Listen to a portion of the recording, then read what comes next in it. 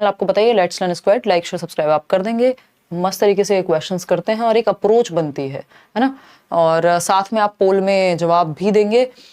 एक एक क्वेश्चन जो इंपॉर्टेंट टॉपिक्स हैं उनसे क्वेश्चंस को उठाया है और उस हिसाब से हम लोग डिस्कस करने वाले हैं। इतने आप शेयर तो ज़रूर कर दीजिए क्योंकि काफ़ी दिनों से सेशन जो है आपका प्रॉपर नहीं हो पाया है, जिसको अभी हम कंटिन्यू कर रहे हैं आज से। ठीक है जी, अब से और 20 तारीख तक दबा करके काम हम लोग करने वाले हैं। चलिए, बफरिंग अब नहीं होगी मेरे ख्याल में। अगर किसी को ऐसा लग रहा है तो मुझे नहीं लगता कि अभी बफरिंग होनी चाहिए। यहाँ से सब ओके है, फिर भी अगर ऐसा कुछ होगा तो देखेंगे। फर्स्ट क्वेश्चन आपके सामने है। बफरिंग थोड़ी तो है यार, सही बोल रहे हो आप लोग। देखिए, अगर हम बात करें फर्स्ट क्वेश्चन की तो क्वेश्चन क्या पूछा है? क्वेश्चन ने पूछा है select from the following the responsibilities which are assigned to a group leader in mountaineering. Mountaineering क्या है? एक चैप्टर है आपका अप यू गो हाई करके, जिसमें बछेंद्री पाल और ग्रुप लीडर जो आपका उत्तरकाशी में एक इंस्टीट्यूट है, ये सारी बातें हैं और इन सब पे एक एक क्वेश्चन आ चुका है पहले। ठीक है ना। तो ये इस बार की हिंदी में थोड़ा फॉन्ट में कुछ गड़बड़ है तो आप पढ़ लीजिएगा जोड़ के, थोड़ा सा समस्या आपको होगी, आगे सही कराएंगे। निम्नलिखित में से पर्वतारोहण के ग्रुप लीडर को निभाने के लिए दी जाने वाली जिम्मेदारियों को चुनना है आपको। यानी एक माउंटेनियरिंग के लिए एक ग्रुप जाता है हिमालयाज पे चढ़ने के लिए और वो पूरी एक कहानी है आपकी एनसीईआरटी में। मैंने आपके साथ ही वो पहले डिस्कस किया हुआ है।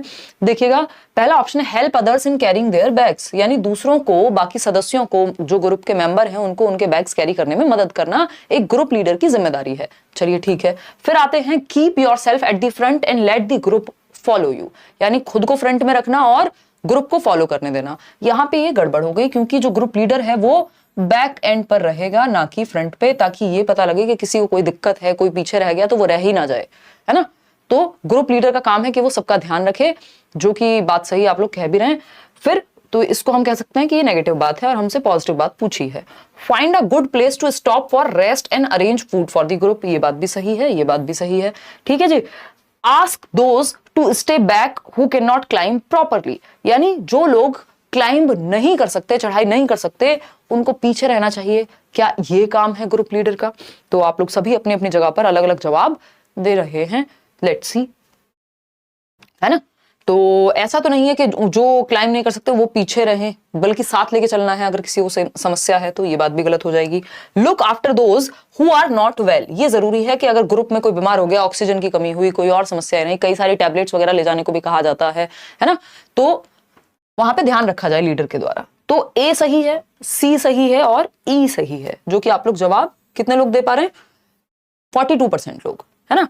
तो गलत क्या क्या था यहाँ पे ग्रुप लीडर के बारे में कि अपने आप को फ्रंट पे रखना जबकि बैक में रखना है। दूसरा, जो लोग क्लाइम नहीं कर सकते उनको पीछे रहना, तो पीछे रह गए तो बेचारे वो खत्म ही हो जाएंगे। अगर उनको कोई दिक्कत है तो साथ में लेके चलना है या सपोर्ट देना है, तो ये बात यहाँ पे गलत हो जाएगी। कौन सी? बी और डी। अब ग्रुप लीडर की कुछ रिस्पॉन्सिबिलिटीज हैं जो एनसीईआरटी से आपके सामने है। रिवीजन के तौर पे ये सेशन आपके लिए बहुत काम आएगा, साथ में प्रैक्टिस भी आपकी हो रही है, दोनों काम हो रहे हैं यहाँ पे।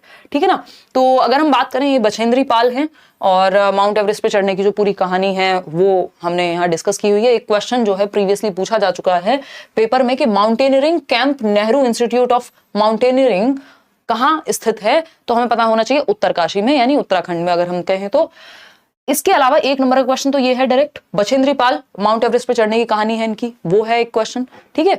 तो हर चीज इंपॉर्टेंट है, हर चीज इंपॉर्टेंट है।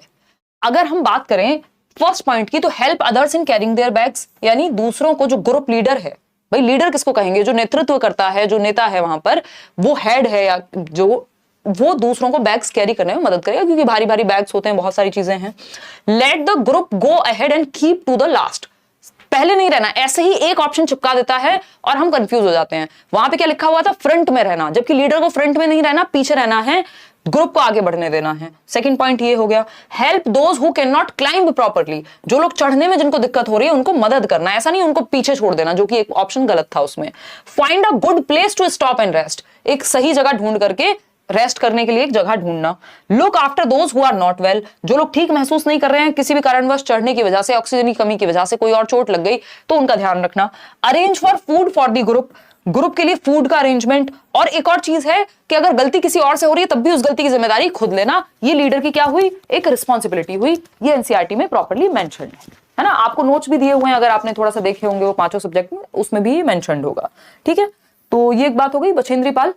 पे भी हम बात कर चुके हैं। इसके अलावा कुछ चीजें चाहिए होती हैं जो आप जो लोग जाते हैं माउंटेनियरिंग पे या पर्वतारोहण पे, तो ये सारी चीजें उनके पास होती हैं, जैसे कंपास हो गया ताकि दिशा का ज्ञान हो सके, हेलमेट हुआ, ग्लव्स हुए, रोप है, फुटवियर है ना, डिफेंडर है, कहीं भी टांग करके चढ़ जाए, आइस एक्सेस है, टेंट, हार्नेस, स्लीपिंग बैग, ये सारी चीजें हैं। अगर ये आपको ऑप्शन में दिख जाए, ये चीजें किसके बारे में बता रही हैं, दर्शा रही हैं, तो आपको पता होना चाहिए माउंटेनियरिंग यानी पर्वतारोहण के बारे में बता रही हैं। विश्व की 5वीं महिला बनी बिल्कुल बछेंद्री पाल, और भारत में पहली महिला माउंट एवरेस्ट पे चढ़ने वाली 1984 की बात है। बिल्कुल सही आप लोग लिख रहे हैं यहाँ पे। चलिए आगे बढ़ते हैं। अब हमने जो भी पढ़ा है उसको टेस्ट की फॉर्म में और प्लस रिवीजन सारा एक साथ याद आनी चाहिए चीजें, पेपर में ज्यादा समय हमारे पास नहीं है।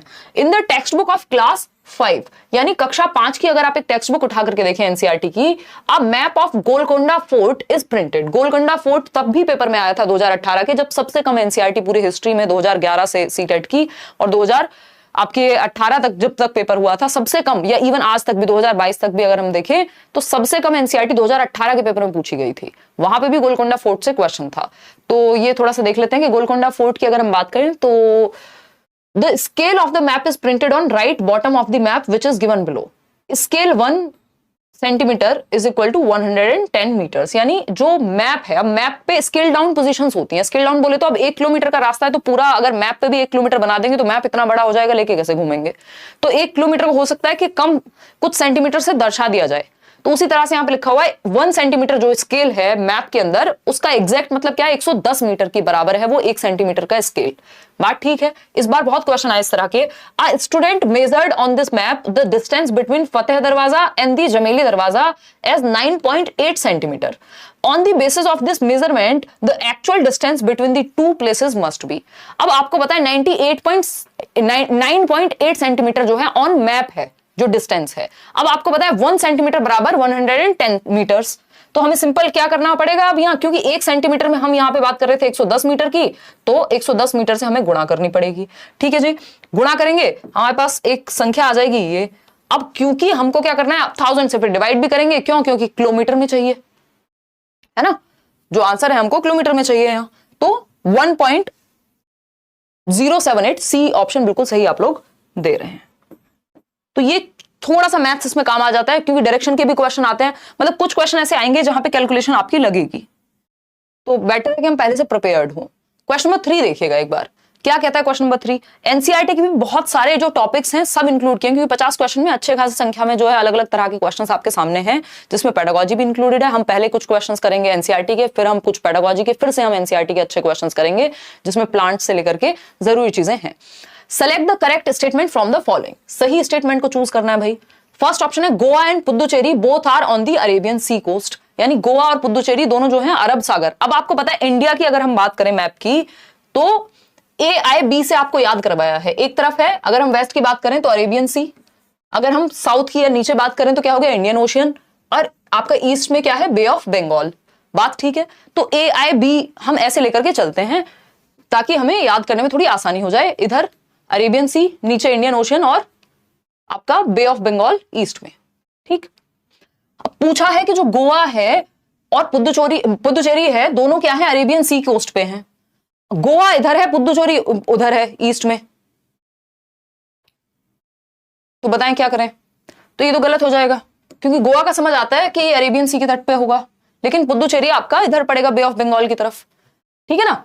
तो ये एक बेसिक बात हो गई। अगर हम बात करें Goa and Puducherry both are on the coast of Bay of Bengal, ये भी कहना गलत होगा क्योंकि गोवा आपका अरेबियन सी के तट पे आ जाएगा। Goa is on the coast of Bay of Bengal, Goa Bay of Bengal की तरफ, बंगाल की खाड़ी की तरफ कैसे जाएगा भाई, गोवा तो इधर है अरेबियन सी की, अरब सागर की तरफ, तो ये भी गड़बड़। Puducherry is on the coast of Bay of Bengal whereas Goa is on the Arabian Sea coast, ये बात एकदम सही है। तो मैप को भी थोड़ा सा स्टडी हमें कर लेना चाहिए, मैप लगा करके। मैप के जितने भी क्वेश्चंस हैं, कुछ क्वेश्चंस मैंने भी कराए हुए हैं और कुछ आपको एक बार वो मैप देख करके भी आइडिया लगता है। तो पुदुचेरी जो है बंगाल की खाड़ी के तट पर है और जबकि गोवा जो है अरब सागर के तट पर है। तो ये एक बेसिक सी चीज है जो दिमाग में हमारे मैप अगर हमने एक फोन के वॉलपेपर से लेकर के या दीवार पे कहीं लगाया होगा तो बार बार देखने से इतना आइडिया लग जाता है कि कई बार ऐसे पूछा हुआ है कि भाई आप ये बता दीजिए कि उत्तराखंड के नेबरिंग स्टेट, तो आपको पता है पंजाब है, हिमाचल प्रदेश है, ऊपर बाकी स्टेट्स हैं, है ना। तो अगर हम बात कर रहे थे यहाँ पे अरेबियन सी की तो गोवा के बारे में पूछा था। इसको थोड़ा सा बड़ा करेंगे, जूम करके देखें अगर, तो यही बात हम अभी कर रहे थे कि ए आई बी अगर हम देखेंगे तो AIB का एक हिसाब हमने बनाया हुआ है, छोटा करेंगे थोड़ा, देखिए। तो अगर हम बात करें यहां अरेबियन सी की, यानी अरब सागर, अरब सागर वेस्ट की तरफ आ गया, है ना। गोवा यहां है, ये हमें आइडिया है, कर्नाटका है उसके बगल में, फिर केरला है, ये सब क्या है आपके नेबरिंग स्टेट्स हो गए। तमिलनाडु के नेबरिंग स्टेट पूछा हुआ कई बार, तो आपको पता है केरला होगा भाई, इधर आंध्र प्रदेश होगा, कर्नाटका होगा, ठीक। नीचे क्या है, इंडियन ओशियन, ठीक। और इधर आपका ईस्ट में हो गया बे ऑफ बंगाल, ठीक। तो ये हमें थोड़ा सा ध्यान रखना है। पुदुचेरी यहां है जो कि बे ऑफ बंगाल की तरफ हो गया। गोवा आपका है ही अरेबियन सी के तट पर। तो बेसिक बेसिक बातें। अब गुजरात है हमें पता है, तो भाई अरेबियन सी के तट पर है। महाराष्ट्र हुआ, तो ये सब हमें थोड़ा सा ध्यान यहाँ रखना है। चलिए खैर आगे बढ़ते हैं नेक्स्ट क्वेश्चन की तरफ। नेक्स्ट क्वेश्चन क्या है, क्वेश्चन नंबर 4। क्वेश्चन नंबर 4 देखिएगा, एकदम जिसने भी CDP पढ़ी है वो आंख बंद करके इस सवाल का जवाब दे सकता है। Identify the common misconception regarding the gender issues, यानी जो लिंग संबंधी विषय हैं उनसे संबंधित गलत अवधारणा कौन सी है, जो लोगों में बहुत ही गलत अवधारणा फैली हुई है। किस चीज को लेकर के, जेंडर इश्यूज को लेके, कि जब भी हम जेंडर इश्यूज की या लिंग मुद्दों की बात कर रहे हैं लिंग से जुड़े हुए, तो उसमें सी ऑप्शन 61% लोग सही जवाब दे रहे हैं। It is a social construct, एकदम से खराब जवाब है। ये नहीं पूछा, यहां पे ये पूछा मिसकॉन्सेप्शन क्या है जेंडर इश्यूज के बारे में।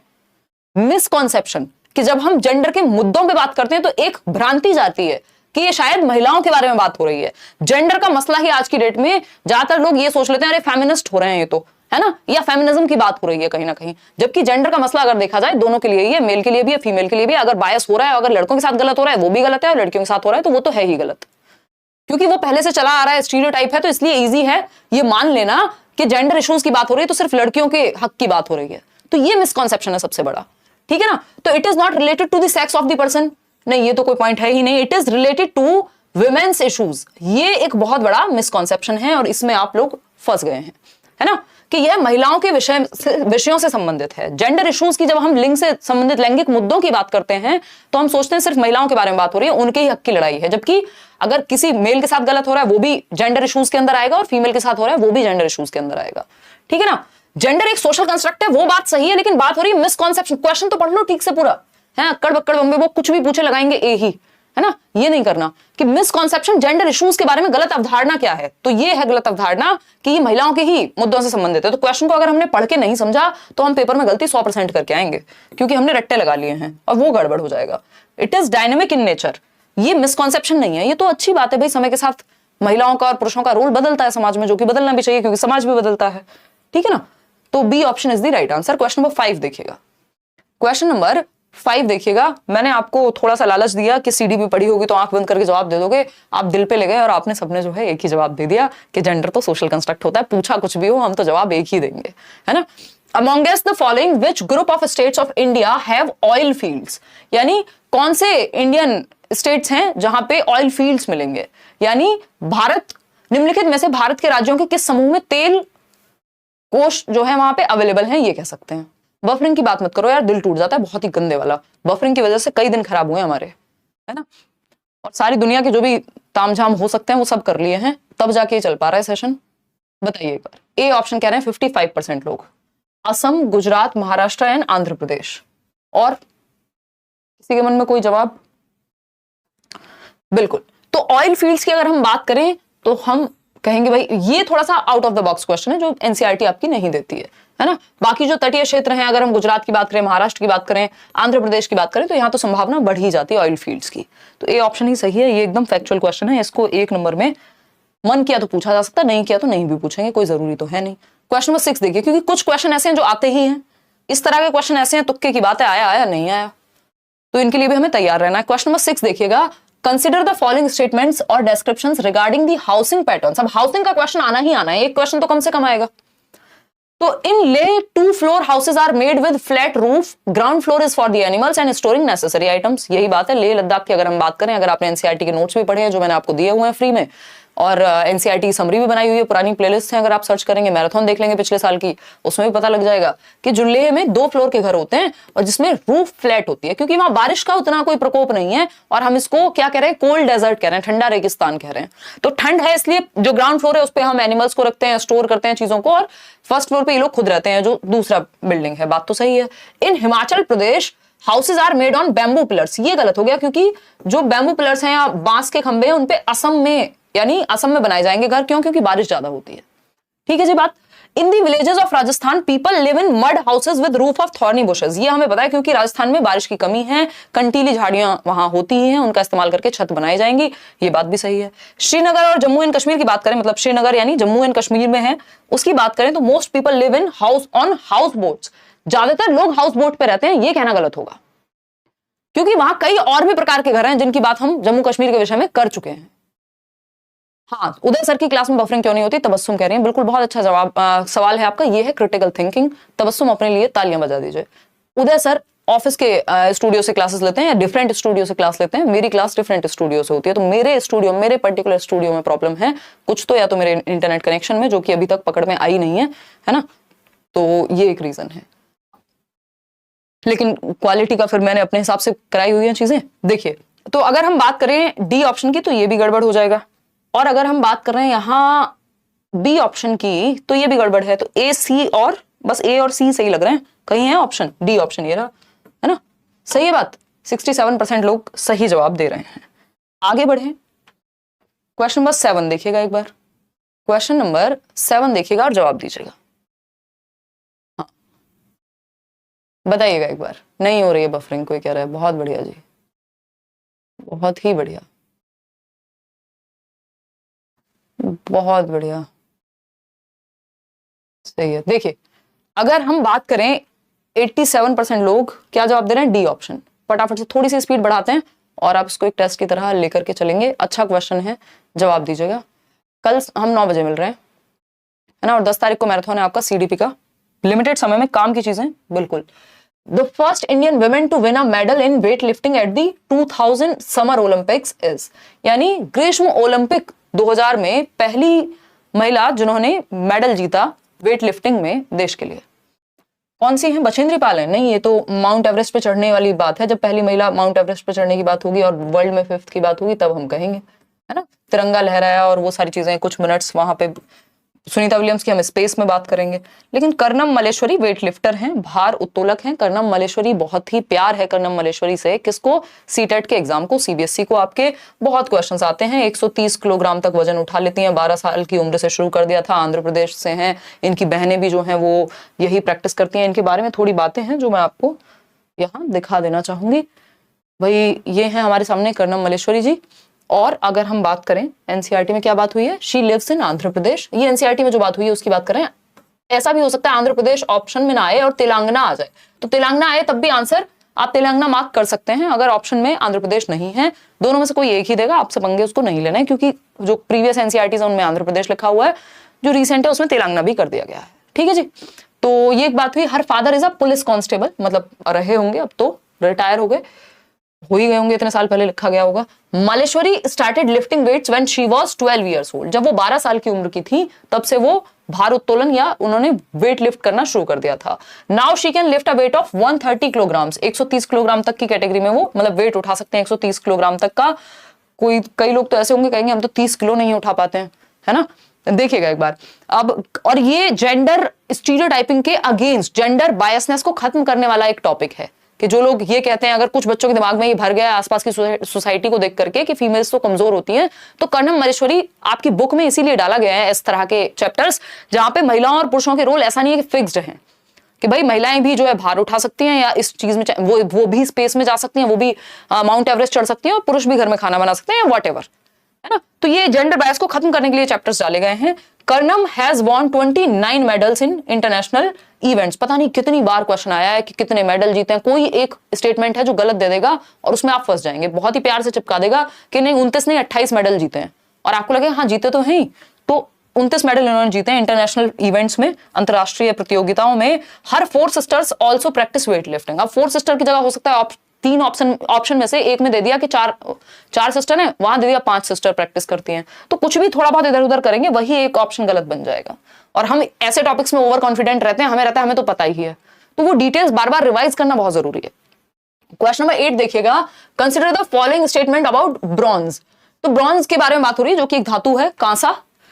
पहला ऑप्शन है tribal people have been using bronze since thousands of years, यानी आदिवासी लोग जो हैं हजारों साल से ब्रॉन्ज का या कांसे का इस्तेमाल करते आ रहे हैं, बात एकदम सही है। दूसरा ऑप्शन है the colour of bronze is shining yellow. अब आप खुद खैर इसका जवाब देंगे, शाइनिंग येलो नहीं होता, एक थोड़ा सा क्या कहेंगे उसको, डस्की कह लीजिए, या मतलब चमकता हुआ येलो नहीं है, वो हल्का सा डल कह लीजिए उस चीज को आप, तो ऑरेंज की तरफ है। और bronze is made by melting a mixture of copper and zinc. कैसा लग रहा है, गलत लग रहा है, सही लग रहा है? गलत लग रहा होगा, क्यों? क्योंकि ये क्वेश्चन कई बार घुमा फिरा करके ये पूछ चुके हैं, क्योंकि ये जो मिक्सचर है वो कॉपर और जिंक का नहीं होता, कॉपर और टिन का होता है। ये भी आपका पेपर में आ चुका है कि जो ब्रॉन्ज है वो किसका मिक्सचर है, तो कॉपर और टिन का है। ब्रॉन्ज जो मिलेगा वो बनेगा, वो कॉपर और टिन से मिलकर के बनेगा, ना कि कॉपर और जिंक से।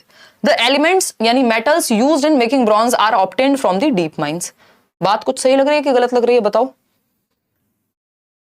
सी ऑप्शन 63% लोग यहां कह रहे हैं, देखिएगा, जो कि सही है। अब हमारे पास 2 ही तो बातें सही बची हैं, दिख नहीं रही हूं मैं, देखो 2 ही तो बातें सही बची हैं। एक तो हमारे पास ये है कि ट्राइबल पीपल इसको यूज कर रहे हैं जमानों से, और जो एलिमेंट है ये हम डीप माइंड से निकाल रहे हैं। जो बी और सी है वो गड़बड़ है यहाँ, तो हम ये कहेंगे ए और डी, और ए और डी सही, और ये ए और डी जो है सी ऑप्शन के तहत आते हैं। तो आगे बढ़ेंगे क्वेश्चन नंबर 9 पर, देखते हैं क्या पूछा है। Which of the following statement is true with respect to family. परिवार के विषय में कौन सी एक बात सही है? फैमिली एक टॉपिक है, टॉपिक क्या, थीम है, जो 6 थीम्स हैं आपके, family and friends, food, water, shelter, है ना, things we make and do, travel, ये जो 6 थीम्स हैं जिन पे पूरा सिलेबस आपका आधारित है, उनमें से एक थीम है फैमिली एंड फ्रेंड्स। ठीक है ना? अनुप्रिया आपसे बहुत नाराज है, 2 दिन से ढूंढ रहा है। अच्छा चलो कोई नहीं यार, कमेंट नहीं पढ़ूंगी, फटाफट से आओ, क्वेश्चंस काफी सारे हैं, अभी हम 9 क्वेश्चन ही कर पाए। परिवार के संदर्भ में निम्नलिखित में से कौन सा कथन सत्य है? Family must consist of only biological related persons. तो जो लोग अडॉप्ट कर रहे हैं क्या वो उनका परिवार नहीं है? जो लोग जीवन भर साथ बिता दे रहे हैं वो परिवार नहीं कहलाएगा, तो सिर्फ बायोलॉजिकली ही कंसिस्ट करेंगी फैमिली, ये कहना गलत होगा। Adopted children can not be called family members, तो ये तो वो वाली बात हो गई, वो रानी लक्ष्मीबाई के बारे में जो विषय में उस समय पे बात थी कि भाई दत्तक पुत्र हैं तो ये पुत्री नहीं कहलाएंगे, फैमिली नहीं बनेंगी, तो खराब हो गई बात। सी ऑप्शन है children living with only one parent can not be called a family, यानी किसी एक पेरेंट की डेथ हो गई, माता या पिता में से किसी एक की, तो बच्चा अगर एक सिंगल मतलब पेरेंट के साथ रह रहा है तो वो फैमिली नहीं कहलाएंगे दोनों। क्यों नहीं कहलाएंगे भाई, है ना? An ideal family can mean different things to different people, ये बात एकदम यहां सही हो गई कि एक आदर्श परिवार का विभिन्न व्यक्तियों के लिए विभिन्न अर्थ हो सकते हैं। किसी के लिए न्यूक्लियर फैमिली जहां बच्चा माँ बाप साथ में रह रहे हैं, किसी के लिए जहां दादा दादी चाचा चाची ताऊ ताई वॉटेवर एक बड़ा जो परिवार है कंबाइंड, जिसको हम क्या कह रहे हैं न्यूक्लियर। और दूसरी फैमिली कौन सी होती है? आप ही लोग लिख दो, कोई बात नहीं, सोचो, इतना कॉमन टॉपिक है, दिमाग ठीक से काम कर नहीं रहा, कोई बात नहीं, मतलब आप समझ गए कि ज्वाइंट फैमिली, राइट?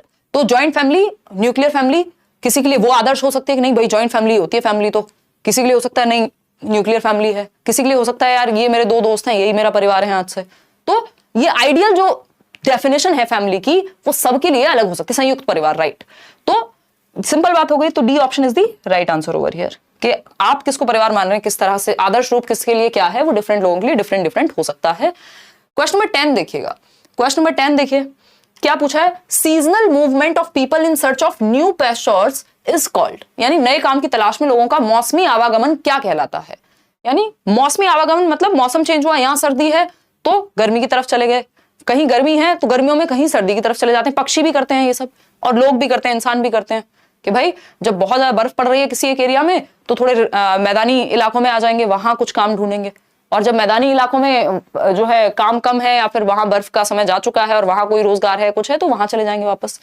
तो इसको हम बिल्कुल, आप लोग सही जवाब दे रहे हैं, ट्रांसह्यूमेंस कहते हैं, यानी ऋतु प्रवास कहेंगे, क्योंकि ये डिस्प्लेसमेंट नहीं है। डिस्प्लेसमेंट कब है? जब आपकी इच्छा के विरुद्ध आप जहां रह रहे हैं वहां से आपको हटा करके किसी ने भी कहा कि भाई यहां से निकलो तुम, ये 2-4 रुपए हैं ये रखो, या जो भी करना है ये जगह आपको छोड़नी पड़ेगी। डिस्प्ले, वो मूवीज में देखा होगा ना आपने कि यहाँ हॉस्पिटल था पहले, या कुछ लोग रहते थे ओल्ड एज होम था और किसी बिल्डर का मन किया कि नहीं यहाँ तो मॉल बनेगा, फिर उसके लिए लड़ाई हो रही है, तो वो डिस्प्लेसमेंट है कि लोग चाहते नहीं है बट उनको उस जगह से हटाया जा रहा है। तो वैसी बात तो नहीं है, यहाँ तो इच्छा से जा रहे हैं लोग। माइग्रेशन का ही एक तरह से प्रकार है डिस्प्लेसमेंट, माइग्रेट तो करते ही है ना डिस्प्लेसमेंट में भी, कि आप एक जगह से दूसरी जगह पे जा रहे हैं, वो माइग्रेशन है। नोमैड्स होते हैं खाना बदोश, कहीं रुकते ही नहीं, उनका ना कोई घर है ना ठिकाना, कहीं भी कभी भी रहना शुरू। तो ये ट्रांस ह्यूमेंस है क्योंकि ऋतु के हिसाब से यहाँ पे प्रवास है। आगे बढ़ेंगे, क्वेश्चन ये आया हुआ क्वेश्चन है, क्वेश्चन में 11 देखिएगा, आसान सा सवाल है। सॉल्व द फॉलोइंग रिडल, एक पहेली है जो सॉल्व करनी है। क्या कह रहे हो, बहुत पहेलियां सुलझाई हैं आपने। My claws are pink, feathers grey, गुटर गू I go on all day, in house I make my home, just tell how I am known.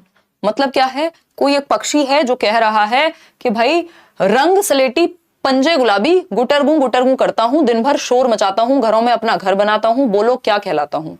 क्या है गुटर गू कौन करता है, ये तो आपको पता ही है ना बचपन से। कोयल गुटर गू करती है, कौन से स्कूल में पढ़ रहे हो सरकार, ये स्कूल के पीछे लंच ले जाके है? नहीं, पिजन, एग्जैक्टली सही जवाब दे रहे हो आप लोग, ये तो सभी ने सही जवाब दिया इसका, ठीक है ना 89%। 11% लोग हैं, पता नहीं कहां से आते हैं ये लोग हैं। ये डव नहीं है, कोयल नहीं है, कोयल की तो अलग ही है, आपको पता ही है, बारबेट भी नहीं है, पिजन है ये, यानी कबूतर है। आपकी बालकनी में अगर कबूतर नहीं है, मतलब अगर आपने इसका सही जवाब नहीं दिया, इसका मतलब आपके घर में घोंसला नहीं बना है अभी तक। क्वेश्चन नंबर 12 देखिएगा, consider the following statements about Honey बीज एंड बी हाइव्स, यानी मधुमक्खियों और उनके छत्तों के विषय में निम्नलिखित कथनों पर विचार कीजिए।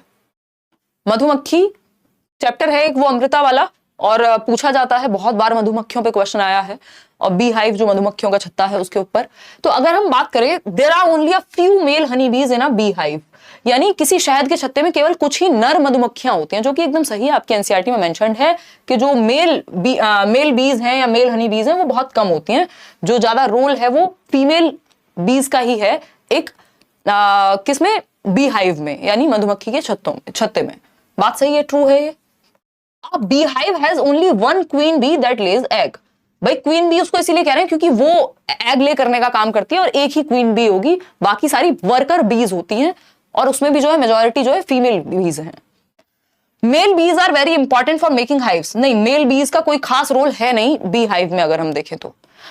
फिर आता है D option, male bees fly around flowers in search of nectar and the female bees collect nectar from the flowers for Honey.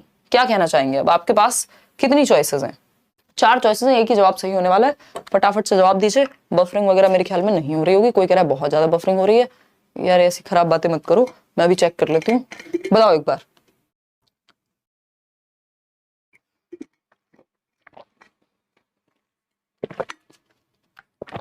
अगर बफरिंग हो रही है तो क्या ऑफिस जाके क्लास लेना शुरू कर दें, नया स्टूडियो बनवा दें, अब बताओ क्या करें, आखिर कहीं ना कहीं कुछ तो गड़बड़ है ना। देखिएगा, तो अगर हम बात करते हैं, कोई दिक्कत नहीं यार, बढ़िया चल रहा है सेशन, लाइक शेयर करते नहीं हो आप लोग, 21,000 लोग देख रहे हो, 10,000 लोगों ने लाइक किया है, बाकी 11,000 लोग कह रहे हैं बफरिंग हो रही है। देखिए एक बार, अगर हम बात करें 54% लोग ए जवाब दे रहे हैं, जो कि सही है कि गलत है पता लग जाएगा। ये बात सही थी, ये बात सही थी, ये गलत थी। Male bees fly around flowers in search of nectar and the female bees collect nectar from the flowers for honey. ऐसा नहीं कि मेल बीज घूमते हैं और फिर जाकर के, मेल बीज का रोल ही बहुत कम है ना। तो ए और बी ही यहाँ पे सही हुआ, A option is the right answer over here. आगे बढ़ेंगे नेक्स्ट क्वेश्चन की तरफ। क्वेश्चन नंबर है हमारे पास 13। क्वेश्चन नंबर 13 क्या कहता है, which of the following is not the objective of games and sports, यानी खेल कूद का लक्ष्य कौन सा नहीं है, यानी गेम्स एंड स्पोर्ट, ये चैप्टर में भी आपके वहां एनसीईआरटी में भी मेंशन्ड है कि हम क्यों खेलते हैं, खेलने के क्या उद्देश्य हैं एंड ऑल। विनिंग, जीतना मुख्य उद्देश्य नहीं है या ऑब्जेक्टिव नहीं है, बट कई लोग तो कहेंगे जीतने के लिए ही खेलते हैं हम लोग, है ना। बताइए एक बार, फटाफट से बताइए जवाब क्या होगा। 72% लोग कह रहे हैं सही है। बिहार से बिलोंग करता हूँ, मधुमक्खी पालन मुजफ्फरपुर, हाँ वो चैप्टर है ना मुजफ्फरपुर के, बिहार में फेमस है, अक्टूबर से दिसंबर में, बिल्कुल बिल्कुल सही सही एकदम, अनीता कुशवाहा वाला चैप्टर है, उस पे आएंगे हम। विवेक, अभी जब मैराथन सेशन होगा ना तब करेंगे उसको डिस्कस। 61% लोग विनिंग कह रहे हैं, और कंस्ट्रक्टिव सोशल एबिलिटीज, बिल्कुल सही बात है कि जो सामाजिक क्षमताएं हैं वो हिंदी थोड़ी खतरनाक है, ये सही है बट कुछ ज्यादा ही कोई और फॉन्ट बन गया इसका। तो कंस्ट्रक्टिव सोशल एबिलिटीज की अगर हम बात करें, यानी बच्चे सोशली रहना सीखते हैं। सोशल एबिलिटीज कौन सी होती हैं? एक दूसरे को कोऑपरेट करना, टॉलरेट करना, है ना, या फिर हार जीत को एक्सेप्ट करना, सेंसिटिव बनना, ये सारी चीजें हैं। मेंटल अलर्टनेस बढ़ती है गेम में, भाई आपको ध्यान रखना पड़ता है ना, कुछ भी आप खेलेंगे मेंटल अलर्टनेस बढ़ेगी ही। इमोशनल मैच्योरिटी आती है कि आप हारते हैं तो दूसरे का सर नहीं फोड़ देते, है ना, ये सारी चीजें। विनिंग यहाँ पे ऑब्जेक्टिव नहीं होना चाहिए कि जीतना जो है वो खेलकूद का लक्ष्य है, इसलिए हम जीतना सिखाने के लिए खेलकूद सिखा रहे हैं। कभी जीत कभी हार, दोनों ही चीजें चलेंगी। तो A option is the right answer over here. क्योंकि सही क्यों है? क्योंकि गलत है ना, जो गलत है वही सही है, क्योंकि पूछा ही गलत है। नॉट लिखा था, नॉट में ही हमें जवाब देना था, तो नेगेटिव नेगेटिव मिलकर के पॉजिटिव बन गए। चलिए क्वेश्चन नंबर 14 देखिएगा एक बार, क्या कहता है। आसान से सवाल है। The percentage of fresh water available on the earth is, यानी पृथ्वी पर उपलब्ध ताजे जल का प्रतिशत, यानी फ्रेश वाटर कितना है, ये पूछा है हमसे, बताइएगा। फ्रेश वाटर, अब इसमें कई लोग गड़बड़ करेंगे, हालांकि ऑप्शन इन्होंने अच्छा दिया हुआ है।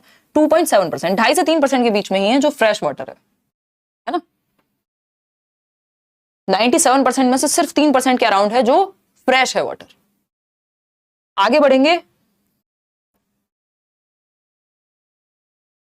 Question number 15। Musical instruments been and tumba are made from dried, यानी जो बीन और तुम्बा जैसे वाद्य यंत्र हैं वो किस सूखी चीज से बनाए जाते हैं, ये भी एनसीईआरटी में गिवन है। ये गोड यानी लौकी से, सूखे हुए लौकी से, कद्दू यानी पंपकिन, जैक फ्रूट कटहल, या आर्टिक हाथी चक या वज्रांगी, बताइए। बिल्कुल, किससे? ड्राइड गोड यानी लौकी से। और इसमें बीज भी संभाल के रखते हैं लोग, एनसीईआरटी में ये भी बात है ना, जो सीड्स होते हैं वो सड़ने से बचाने के लिए ड्राइड गोड में यानी लौकी में रखते हैं। और जो बीन है या टुम्बा है, जो इसको कालबेलियाज या सपेरे यूज करते हैं, वो भी इससे बनेगी। ये भी एनसीईआरटी में चैप्टर है। क्वेश्चन नंबर 16 देख लीजिए। Assessment as learning provides opportunities for, यानी सीखने के रूप में आकलन। असेसमेंट एज लर्निंग, 3 तरह के असेसमेंट आप पढ़ते हैं। असेसमेंट है तो कई सारे, बट यही इंपॉर्टेंट है। Assessment as learning, for learning, of learning, in भी होता है, एट भी होता है, बट ये 3 सबसे महत्वपूर्ण है। एज लर्निंग का मतलब है सेल्फ असेसमेंट, जब आप खुद का आकलन कर रहे हैं, या फिर आपका पीयर ग्रुप यानी आपके साथी समूह आपका आकलन कर रहे हैं, ये दोनों एज लर्निंग में आते हैं। फॉर लर्निंग में सीखने के लिए आकलन, जैसे अभी चल रहा है, फाइनल रिजल्ट नहीं, आपके पास FA आ जाएगा। ऑफ लर्निंग क्या है? पेपर हो चुका है, रिजल्ट आ गया सामने, वो ऑफ लर्निंग है। ठीक है, तो हमें पता है एज लर्निंग मतलब सेल्फ या फिर पीयर। तो सेल्फ रिफ्लेक्शन, जब आप खुद से प्रकाश डाल रहे हैं, भाई मेरे मॉक टेस्ट में कितने नंबर आए, कैसे इंप्रूव करूं, या आपने अपना एक टेस्ट करके अपने दोस्त को दे दिया, यार मेरे से पूछियो, मेरे से ये वाला टॉपिक सुनियो, तो वो बताएगा कि भाई ये वाला गलत बताया, ये वाला सही बताया। तो ये पीयर असेसमेंट यानी सहकर्मी आकलन या सहपाठी आकलन हो गया। फिर है समेटिव असेसमेंट, ऐसे होता है असेसमेंट ऑफ लर्निंग का पार्ट। ऑफ लर्निंग जिसमें आप योगात्मक आकलन, मतलब आप क्या चाहते हैं, आप जजमेंट के लिए होता है। ये इतने % आए साल के एंड में, ठीक, सीटेट में इतने % आए, वो समेटिव असेसमेंट है। फॉर्मेटिव क्या है कि आज मॉक टेस्ट में इतने आए, बाद में सुधार हो जाएगा during the process of teaching learning, या फीडबैक के लिए होता है, ये जजमेंट के लिए होता है समेटिव असेसमेंट। कंस्ट्रक्टिव फीडबैक ये फॉर लर्निंग में मिलेगा, लेकिन मिल यहां भी सकता है किसमें? एज लर्निंग में भी, कि आप सुधार की गुंजाइश आप में बनी रहेगी। बात सही है नहीं है? बात सही है नहीं है? तो कंस्ट्रक्टिव फीडबैक यहां पे भी आपको रचनात्मक आकलन मिल जाएगा, कि आपको फीडबैक मिल गया खुद से, अपने दोस्त से, कि कहां इंप्रूवमेंट की हमको जरूरत है। ABD कहीं दिख रहा है? बी ऑप्शन में, जो कि आप लोग सही जवाब दे ही रहे हैं, 55% लोग। B option is the right answer over here. आगे बढ़ेंगे भाई नेक्स्ट क्वेश्चन पे। नेक्स्ट क्वेश्चन क्या है देख लेते हैं, क्वेश्चन नंबर 17। क्वेश्चन नंबर 17 क्या कहता है देखिएगा। क्वेश्चन नंबर 17 कहता है, for class 5 students the curriculum of EVS should include context related to. कक्षा 5 के बच्चों के लिए EVS में किस तरह की चीजें इंक्लूड होनी चाहिए? सेल्फ से संबंधित, होम से संबंधित, school, neighbourhood and the community at large. क्या कक्षा 5 की बात हो रही है, तो बच्चा खुद से अब बाहर की ओर जाएगा अपने एनवायरमेंट में, तो डी ऑप्शन ऑफ कोर्स सही उत्तर है, neighbourhood and the community at large. भाई आसपास की सराउंडिंग्स EVS में आती है ना, एनवायरमेंटल स्टडीज कहते हैं हम इसको, जिसमें सोशल स्टडीज और आपका साइंस और EVS तीनों ही सब्जेक्ट इंटीग्रेटेड होते हैं। कक्षा 3 से 5 में, कक्षा 1 से 2 में आपकी बुक ही नहीं होती EVS की, आप लैंग्वेज और मैथमेटिक्स के थ्रू EVS पढ़ते हैं, है ना, इंपॉर्टेंट है, ये पूछे जा चुके हैं क्वेश्चंस। क्वेश्चन नंबर 18 देखिएगा, an assessment tool which collects not just the best but all kinds of child's work और activities done over a period of time is known as, यानी एक आकलन का उपकरण है जो न केवल सर्वोत्तम बल्कि बच्चे के सभी प्रकार के जो भी क्रियाएं हैं या जो भी उसका काम है बेसिकली उसको एक समय अवधि में एकत्रित किया जाता है, period over a period of time, यानी एक समय अंतराल के। पोल वाली दीदी इतनी फास्ट नहीं, पोल वाले भैया हैं, देखिएगा बताइएगा ए ऑप्शन 65% लोग कह रहे हैं। देखिए एनेक्डोटल रिकॉर्ड होता है कि कोई एक स्पेसिफिक इवेंट हुआ, आज बच्चे ने सर फोड़ दिया किसी का, हालांकि नहीं करना चाहिए ऐसा, बट कोई घटना घट सकती है, या कोई और विशेष घटना घट गई किसी दिन, कोई पर्टिकुलर कोई डायरी नहीं लाया बच्चा, कुछ और नहीं हुआ, तो वो सब क्या हुआ, वो आपका एनेक्डोटल रिकॉर्ड्स में जाता है, किसी एक घटना का या किसी एक दिन का वृत्तांत है वो, तो इसलिए एनेक्डोटल रिकॉर्ड कहते हैं। ऐसा नहीं है किसी एक पर्टिकुलर इवेंट की बात हो रही है। रूब्रिक एक तरह का पैमाना होता है, पैमाना समझ रहे हो ना, मतलब एक स्केल है कि इसके तहत इतने % मुश्किल क्वेश्चन, इतने % आसान क्वेश्चन, तो वो भी बात नहीं हो रही है। ये सारे टूल्स हैं बच्चे के आकलन के सीसीई में जो यूज किए जाते हैं। क्यूमुलेटिव रिकॉर्ड होते हैं, सभी प्रकार की जितनी भी चीजें सब क्यूमुलेटिव में आ जाती हैं, एक तरह का क्यूमुलेटिव रिकॉर्ड का ही एस्पेक्ट कह सकते हैं हम पोर्टफोलियो को, बट थोड़ा सा डिफरेंस यहां होता है। तो यहां अगर ये क्यूमुलेटिव भी मान लेते तो हम इसको गलत कह नहीं पाते, लेकिन क्योंकि जब इस तरह की बात होती है कि असेसमेंट टूल है जो कलेक्ट करता है ना कि सिर्फ बेस्ट वर्क बल्कि सभी तरह की एक्टिविटीज को एक over a period of time, यदि ये होता शुरुआत से जब से बच्चा स्कूल में और जब तक निकलेगा तो वो क्यूमुलेटिव रिकॉर्ड हो जाता है, क्योंकि संचयी रिकॉर्ड हो जाते वो, कि बच्चे की हेल्थ से लेकर के उसकी मॉरल एस्पेक्ट से लेकर के कब उसने चोरी की, बहुत अच्छा काम किया, किसी की मदद की, सब कुछ आ जाता है क्यूमुलेटिव रिकॉर्ड्स में, क्योंकि वो संचित हैं धीरे धीरे धीरे। वो बोलते हैं संचित कर्म जैसी चीज है कि भाई over the period of time नहीं, जब से बच्चा स्कूल में और जब तक निकलेगा तब तक सारा कुछ उसमें होगा, वो है क्यूमुलेटिव रिकॉर्ड। लेकिन जो भी over a period of time, मान लीजिए इस साल आपने क्या रिकॉर्ड किया, वो एक आपका पोर्टफोलियो में स्टोर हो जाएगा, जो भी बच्चे के अचीवमेंट्स हैं या जो बाकी अदर वर्क भी हैं वो सभी आपके इसमें आ जाएंगे।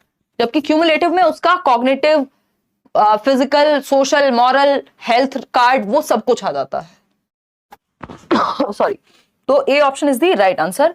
पोर्टफोलियो यहां पे सही जवाब होगा। Over the period of time की बात हुई है, क्योंकि क्वेश्चन नंबर 19 देखिएगा क्या कहता है, समझेंगे एक बार। क्वेश्चन नंबर 19 देखिएगा और जवाब दीजिएगा, फटाफट से बताइएगा। मैथ्स पेडागोजी में बात की थी कार्डिनल और ऑर्डिनल की, ईवीएस में इसका कोई रोल नहीं है। हाँ, बिहेवियर स्किल्स, एनेक्डोटल, बिल्कुल।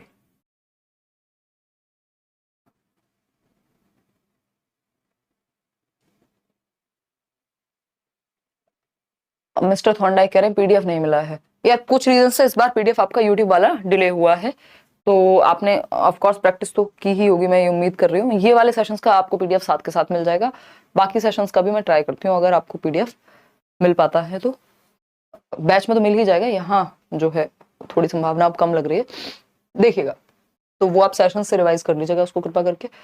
75% लोग EVS is visualised as an integrated subject because, भाई हम इसको एक इंटीग्रेटेड सब्जेक्ट कह रहे हैं, इसी की बात कर रही थी मैं थोड़ी देर पहले। तो ईवीएस को एक एकीकृत विषय के रूप में देखा जाता है क्योंकि it draws insights from the sciences, social sciences and environmental education. बात सही लग रही है, सुंदर लग रही है सुनने में। It involves students, teachers and parents in the study of EVS.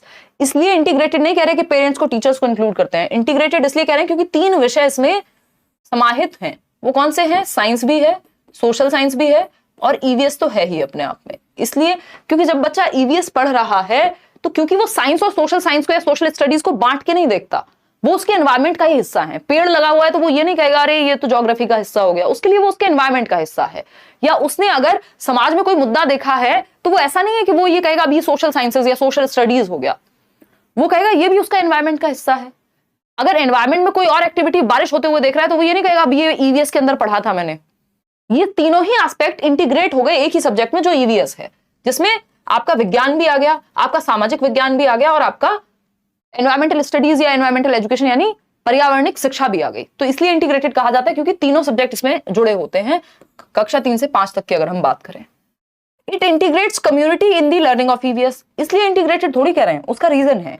ये सारी बातें अपनी जगह सही होंगी लेकिन बेस्ट ऑप्शन ए है। It integrates activities, experiments and discussions into the learning of EVS. जो बेस्ट या सही सटीक जवाब है उसका वो ए ऑप्शन है। क्वेश्चन नंबर 20 देखिएगा और जवाब दीजिएगा। ये क्या कहता है? Which of the following should become the major medium in the process of learning EVS. यानी ईवीएस में सीखने की प्रक्रिया में निम्नलिखित में से कौन सा सबसे प्रमुख माध्यम बनना चाहिए, है ना? सबसे सटीक माध्यम या मीडियम किसको बनाएं? टीचर्स को बनाएं, स्टूडेंट्स को बनाएं, एनवायरमेंट को बनाएं या पेरेंट्स को बनाएं? हमें पता है ट्राइपोलर एजुकेशन की बात कौन करता है? जॉन डुई करते हैं। वो कहते हैं 3 पोल्स हैं, त्रिध्रुवीय है एजुकेशन। एक तरफ टीचर है, एक तरफ स्टूडेंट है, एक तरफ एनवायरमेंट है। या फिर आप इसको करिकुलम कह लीजिए या फिर आप इसको कंटेंट कह लीजिए। ये है ट्राइपोलर एजुकेशन। 1 नंबर का क्वेश्चन ये भी आ चुका है पहले, है ना? सीडीपी में पूछ लेगा। बट हमें पता है कि और 2 पोलर की या बाइपोलर की अगर हम बात कर रहे थे तो एडम ने कहा था कि बाइपोलर होती है, सिर्फ टीचर होता है और स्टूडेंट होता है, लेकिन बाद में एनवायरमेंट का बहुत बड़ा रोल है और यहां तो एनवायरमेंट ही पढ़ाने की बात हो रही है। तो अगर हम बात करें एनवायरमेंट की, तो एनवायरमेंट सबसे बड़ा मीडियम होना चाहिए एनवायरमेंट पढ़ने के लिए। भाई अगर हम किसकी बात कर रहे हैं? हम एनवायरमेंट की बात कर रहे हैं, तो एनवायरमेंट में ले जाकर के सिखाएं ना, बजाय कि उसको पेपर पे पढ़ाने के। हिंदी कितने महान व्यक्ति ने टाइप किया है, कुछ समझ नहीं आ रहा है। देखो मैं पढ़ पा रही हूं, लेकिन है ना, ये हल्का सा वो हिंदी के अंदर भी तोड़ के निकाल करके, ये एक्चुअली हमारे टाइपिस्ट जी की गलती नहीं है, ये हमारे उन्होंने टाइप किया होगा विंडोज में, और हमारा जो सिस्टम है जो मैं यूज करती हूँ वो मैक है, तो कुछ तो गड़बड़ होकर के और वो फाइल इधर उधर मिक्स करने में ये रिजल्ट आ गया आपके सामने। अदरवाइज ये ठीक रहेगा, कल से मैं थोड़ा सा देख भी लूंगी, मैथ्स पेडागोजी भी कराएंगे, डोंट वरी। तो एनवायरमेंट सबसे बड़ा मेजर मीडियम होना चाहिए। जब आप एनवायरमेंट सिखा रहे हो तो एनवायरमेंट में ले जाकर के सिखा दो ना। टीचर, स्टूडेंट, पेरेंट्स ये मेजर नहीं है, एनवायरमेंट मेजर है। बच्चा क्योंकि एनवायरमेंट में रहता है ना, तो रियल लाइफ से सिखा दिया आपने। क्वेश्चन नंबर 21 देखिएगा एक बार। क्वेश्चन नंबर 21 देखिएगा। The most appropriate rationale for introducing environmental studies at the primary level is to, यानी प्राथमिक स्तर पर पर्यावरण अध्ययन ईवीएस शुरू करने के लिए सबसे उपयुक्त तर्क क्या है? बताइएगा, फटाफट से बताइएगा। मैं पढ़ रही हूं हिंदी साथ साथ, परेशान मत हो, है ना? देखिएगा एक बार। तो अगर हम बात करें न केवल मानव अस्तित्व बल्कि पृथ्वी पर सभी जीवन रूपों सहित पर्यावरण के महत्व को समग्र रूप से समझने के लिए सराहना करें। ईवीएस को प्राइमरी लेवल पे अगर हम बात करें तो इसका इंट्रोड्यूस करना है, तो at the primary level is to appreciate the importance of the environment in a holistic manner, not only for human survival but for all life forms on earth. Environmental या एनवायरमेंटल स्टडीज का यही उद्देश्य है। बात तो सही लग रही है, फिर भी पढ़ लेते हैं। Appreciate the importance of environment, study the environment to solve various problems related to pollution. सिर्फ पोल्यूशन ही एक प्रॉब्लम है क्या एनवायरमेंट में? Engage the child in exploratory activities related to the environment, यानी बच्चा जहां एक्सप्लोर कर सके। मोस्ट एप्रोप्रिएट रैशनल, यानी सबसे सही तर्क एनवायरमेंट पढ़ाने का कहां पे? आपके प्राइमरी लेवल पे। बताइएगा।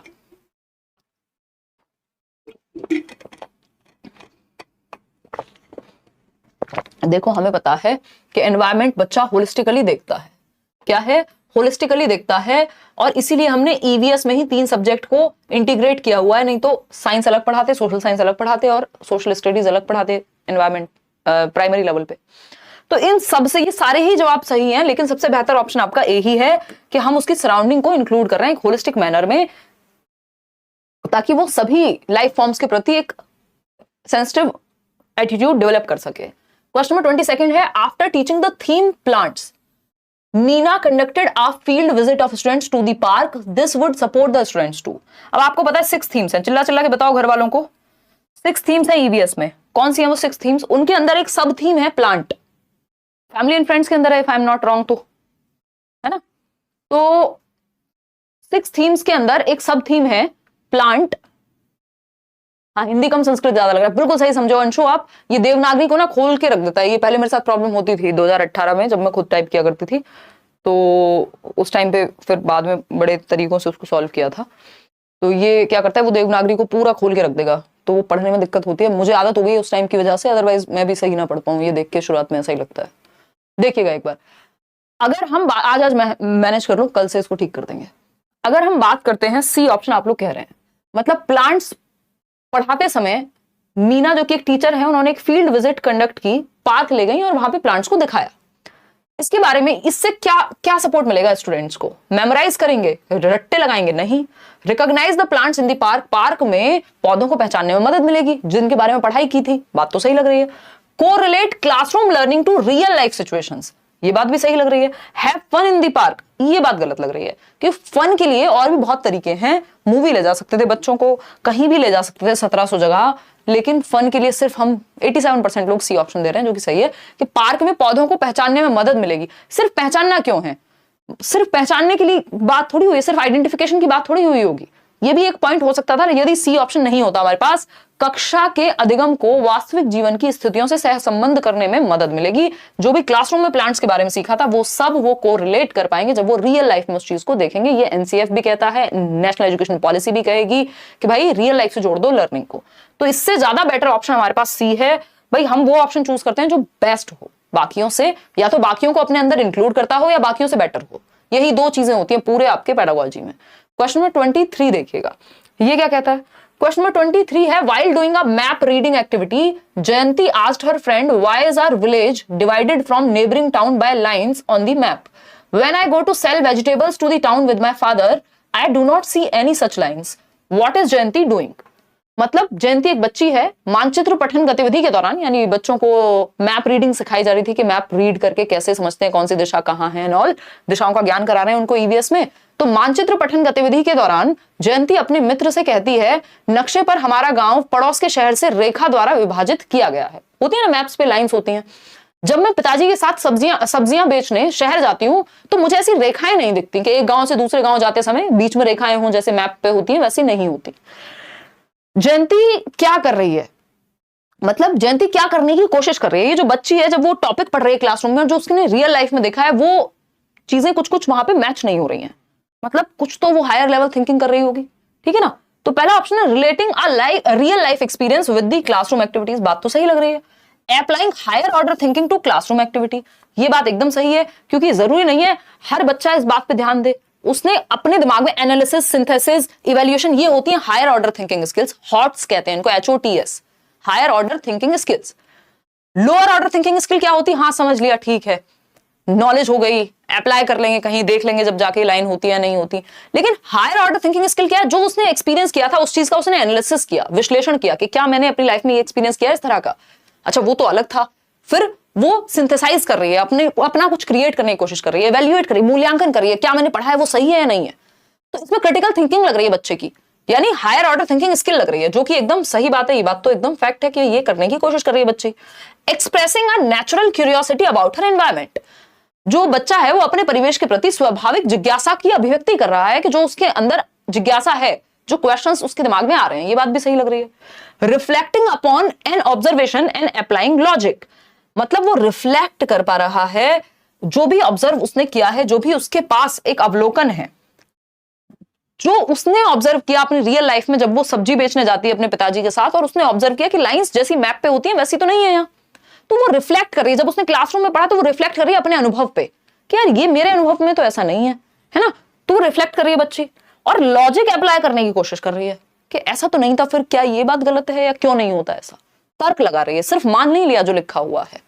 तो अब चारों ही बातें सही लग रही हैं हमें, लेकिन चारों बातों का जवाब तो सही नहीं हो सकता, क्योंकि दो ही पेयर में हमें चूज करना है। अब हमें वही स्ट्रेटजी अपनानी पड़ेगी, कोई भी दो बेस्ट ऑप्शन चूज करने पड़ेंगे, बाकी दो को साइड करना पड़ेगा, क्योंकि पेडागोजी में ऐसा होता है कि चारों ऑप्शन सही हो कई बार। तो relating a real life experience with the classroom activity, बात तो सही लग रही है, तो ABCD तो हम चूज नहीं कर सकते। Expressing a natural curiosity about her environment, लेकिन ये और भी चीजों से हो सकता था, जरूरी नहीं है इसके लिए वो रियल लाइफ में विजिट करती तभी नेचुरल क्यूरियोसिटी आती। तो हमें बेटर यहाँ ये लग रहा है कि हायर ऑर्डर थिंकिंग डेवलप हो रही है बच्चे में, और रिफ्लेक्ट कर पा रहा है वो अपने अनुभव के आधार पे। अगर सिर्फ दो ही ऑप्शन चूज करने हैं तो हमको B और D के साथ जाना पड़ेगा।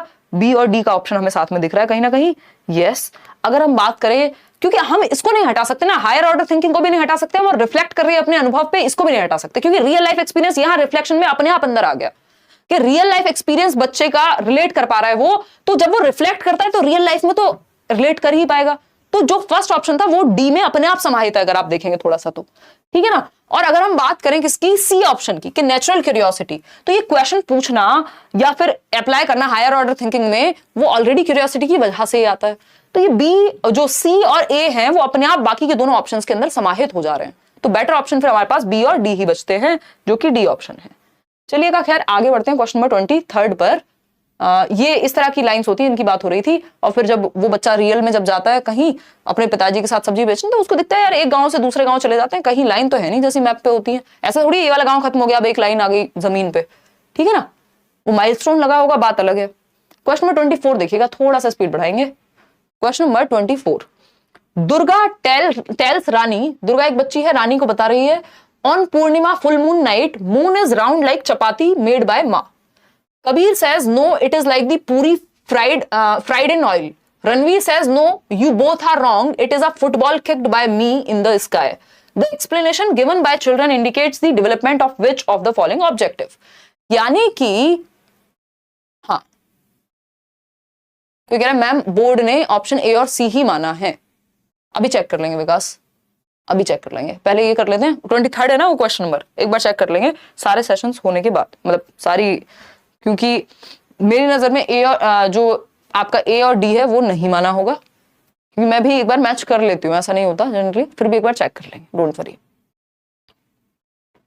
बुक में है, बुक को तो छोड़ ही दो जब तक फाइनल ऑफिशियल आंसर की नहीं देख रहे हो। और ऑफिशियल आंसर की में भी कुछ महान टीचर्स हैं जो घुमा देते हैं अपनी मर्जी से कि नहीं ये होना चाहिए, जबकि जनरली ऑफिशियल आंसर की में रेयर कभी गलतियां होती हैं। ये जब हम सीडीपी की मैराथन में डिस्कशन करेंगे तब आपको क्लियर होगा कि कैसे चीजें गड़बड़ाती हैं, उसमें आंसर वही बनेगा। मेरे क्वेश्चन का आप जवाब नहीं देती, माही कह रही है, माही इतने सारे लोग हैं कैसे जवाब दूं यार।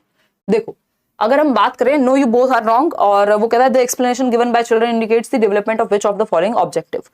मतलब एक बच्चा है, दुर्गा रानी से कह रही है कि पूर्णिमा पर चांद माँ की बनाई हुई रोटी के जैसा होता है, एकदम गोल, फुल मून नाइट है, ठीक है ना।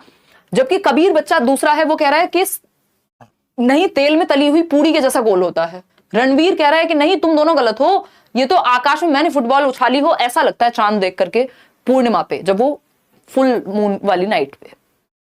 अब इसमें बच्चों की जो ये एक्सप्लेनेशन है वो एक्सप्लेन कहां से कर रहे हैं? अपनी थिंकिंग से कर रहे हैं, अपनी इमेजिनेशन से कर रहे हैं, अपनी रीजनिंग से कर रहे हैं, लैंग्वेज का प्रयोग कर रहे हैं। किसके अंदर आती हैं ये सारी चीजें? Language, reasoning, thinking, problem solving, imagination, decision making, ये सब कहां आएंगी? ये कॉग्निटिव एस्पेक्ट में आती हैं, है ना। आज भी हम डिस्कस कर रहे थे बैच में कॉग्निटिव, अफेक्टिव और साइकोमोटर। आपको सीटेट में पूरा ब्लूम टैक्सोनॉमी नहीं पढ़ना, लेकिन ये तीन पक्ष आपको पता होने चाहिए, क्योंकि नेशनल एजुकेशन पॉलिसी भी कह रही है कि बच्चे का होलिस्टिक डेवलपमेंट होना चाहिए, होलिस्टिक असेसमेंट होना चाहिए, जिसमें उसके दिमाग, दिल और फिजिकल एक्टिविटी तीनों को हम जोड़ दें।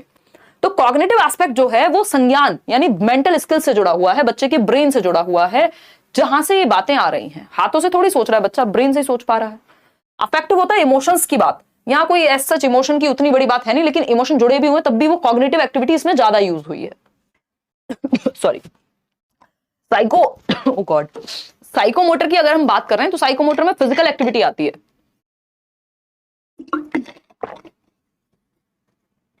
अब कोई कहेगा कि फिजिकल एक्टिविटी नहीं, फिजिकल एक्टिविटी आ तो रही है, वो कह रहा है कि फुटबॉल को किक करके भेजा है, लेकिन उसने किया नहीं है ना, ये उसकी इमेजिनेशन है कि फुटबॉल को किक किया है।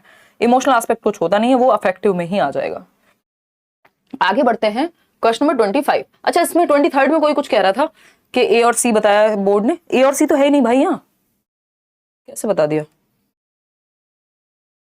ए और सी कैसे बता दिया बोर्ड ने? ऑप्शन में तो है नहीं है। ए और सी कैसे बता दिया? ऑप्शन में ही नहीं है ए और सी, ठीक है। बी और डी पे हमने बात की और यही दोनों बेस्ट हैं, बाकी के दोनों इसके अंदर समाहित हो रहे हैं, ठीक है ना।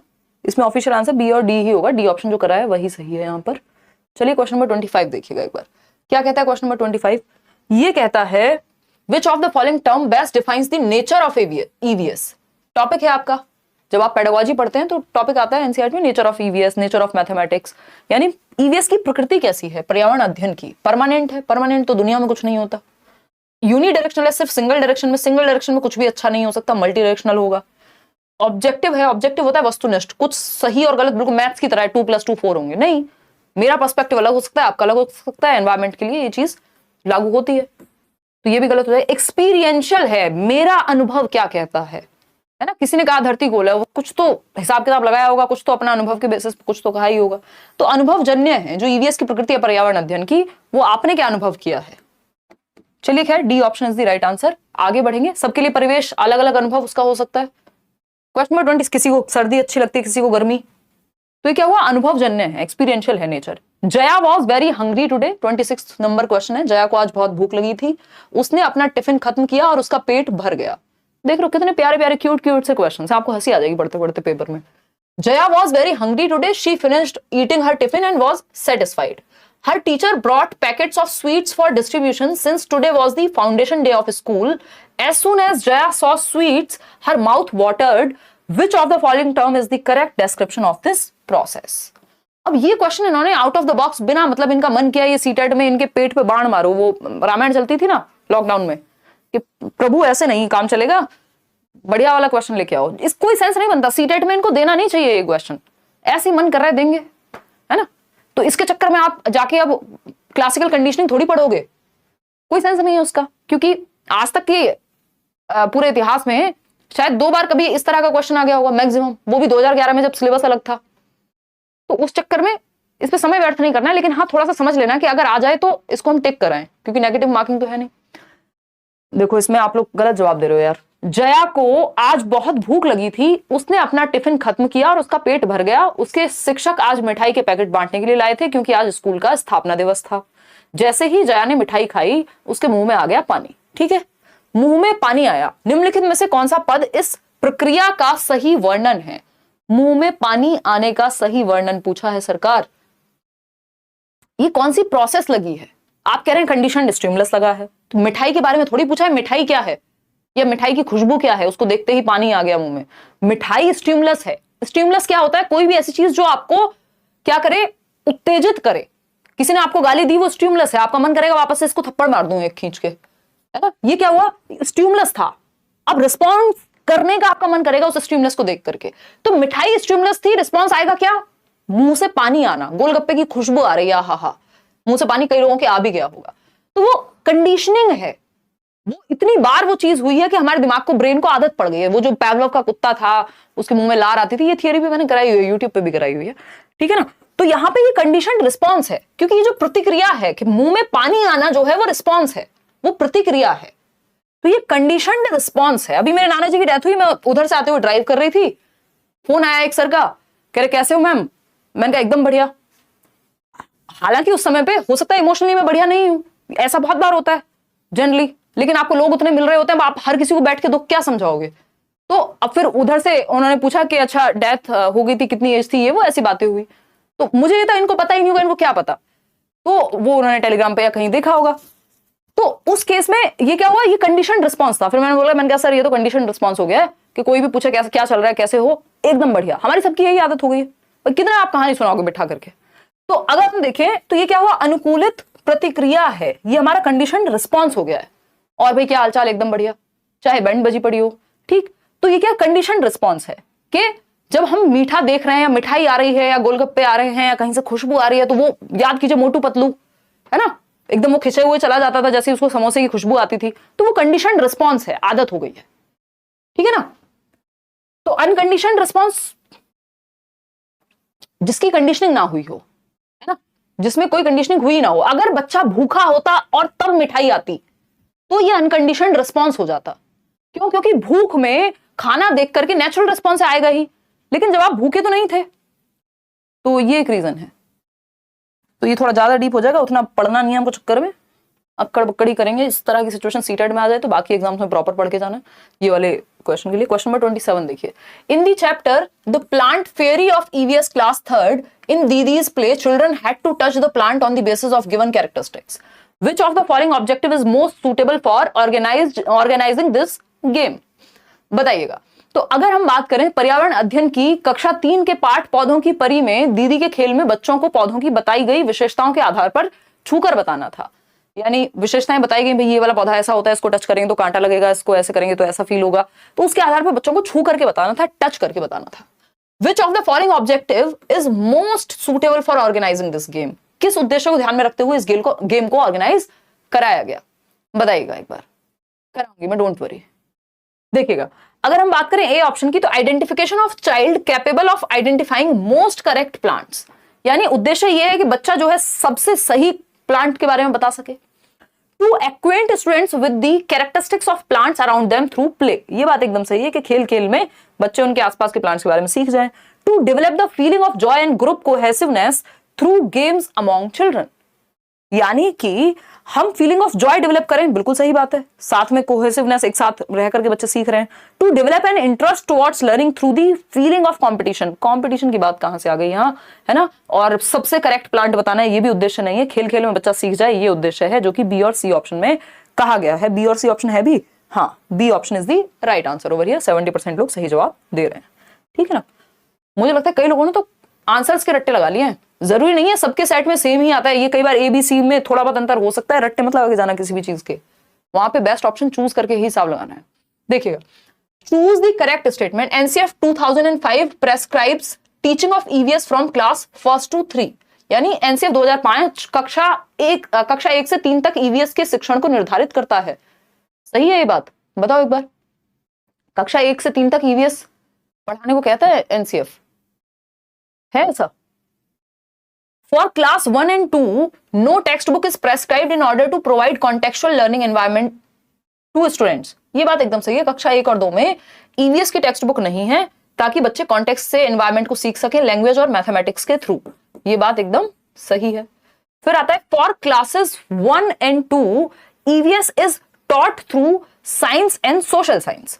ये बात भी सही है, ये बात भी सही है, दोनों बातें सही है। 3 का ऑप्शन है हमारे पास, थ्रू साइंस एंड सोशल। ना ना ना ना, उल्टा कर दिया, बल्कि EVS में साइंस और सोशल साइंस तीनों आते हैं और क्लास 1 और 2 में तो EVS की भी टेक्स्ट बुक नहीं होती, तो ये तो गलत है। EVS is a subject taught to class 4th और 5th ओनली, नहीं 3rd to 5th होता है, तो सिर्फ B ही ऑप्शन यहाँ हमें नजर आ रहा है सही। ऐसा नहीं है कि प्रेस्क्राइब किया टीचिंग को सिर्फ 1st to 3rd ही पढ़ाओ, बल्कि 3rd to 5th पढ़ाना है, ये बात हुई है। ठीक है जी, तो अगर हम बात करें तो एक ही ऑप्शन सही है जो कि है B। तो इस तरह से पागल बनाया जाता है, इतने आसान क्वेश्चन को कितना घुमा करके इन्होंने पूछा है। क्वेश्चन नंबर 29 देखिएगा। क्वेश्चन नंबर 29 क्या कहता है भाई? ये कहता है the concept of mapping begins through a basic 2-dimensional representation of classroom इन, यानी कक्ष में मूल द्विविमीय निरूपण द्वारा संप्रत्यय का मानचित्रण डैश में आरंभ होता है, यानी 2-dimensional रिप्रेजेंटेशन ऑफ क्लासरूम। भाई आपको एक पिक्चर दिखा दी क्लासरूम की, है ना। मैपिंग बिगिंस किससे? क्लास 3 से 4 से 5 से या 1st और 2 में। अब आपको पता है कि बेसिक अगर हम EVS की बात ही कर रहे हैं तो वो तो क्लास 3 से ही शुरुआत हो रही है इस चीज की। किससे शुरुआत हो रही है? क्लास 3 से ही हो रही है, उससे पहले तो क्या ही होगी। लेकिन बात हो रही है मैपिंग सिखाने की, तो मैपिंग हम समय से पहले नहीं सिखाते यहां पे।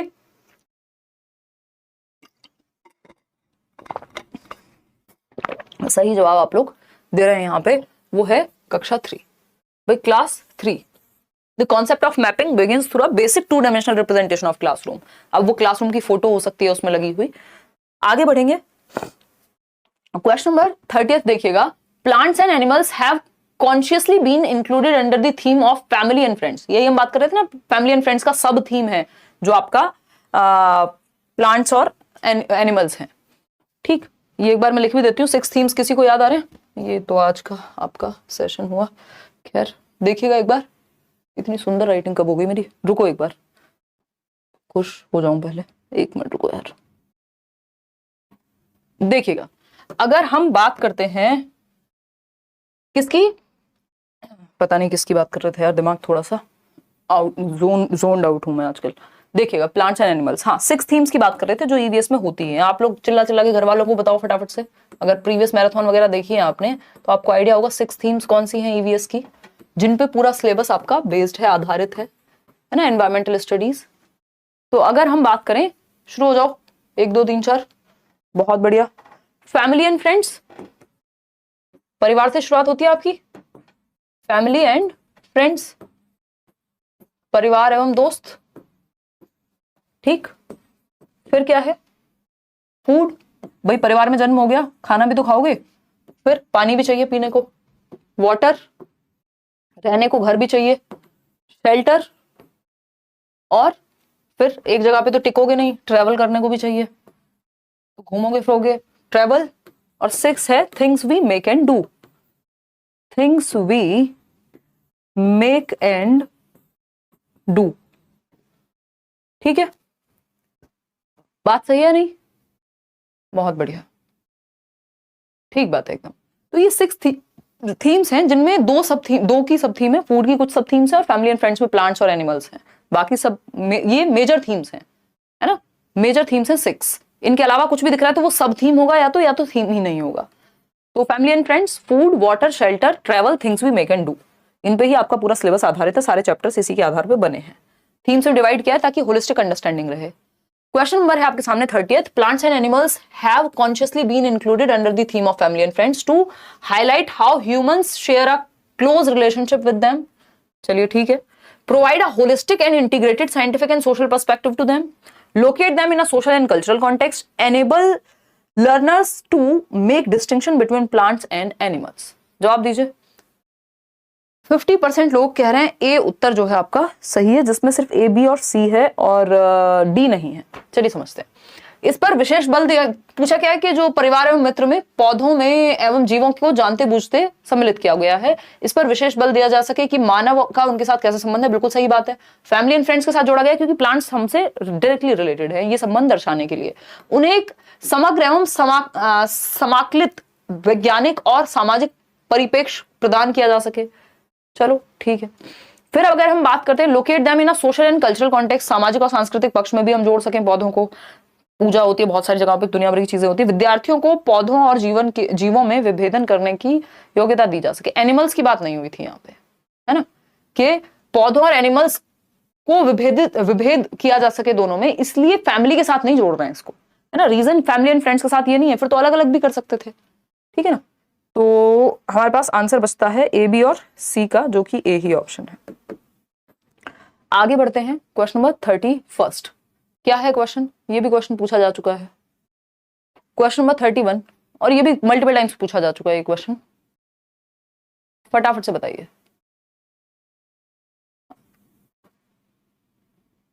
चलें आगे बढ़ें, अभी हैं और कुछ क्वेश्चंस हैं, देखिएगा। तो अगर हम बात करते हैं यहां, विच one of the following birds species moves it's neck back and fourth with a jerk, यानी नीचे दिए गए पक्षियों की कौन सी प्रजाति झटके से अपनी गर्दन को आगे पीछे करती है।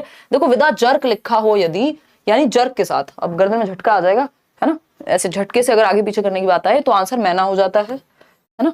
क्या हो जाएगा, मैना हो जाएगा। अगर आए कि कौन सा एक पक्षी की प्रजाति है जो अपनी गर्दन को टू अ लार्ज एक्सटेंट, मतलब बहुत हद तक पीछे घुमा सकता है, तो वो उल्लू हो जाएगा। उसका जवाब आउल। इसमें कई लोग गलती से आउल कर देते हैं, जो कि गलत है।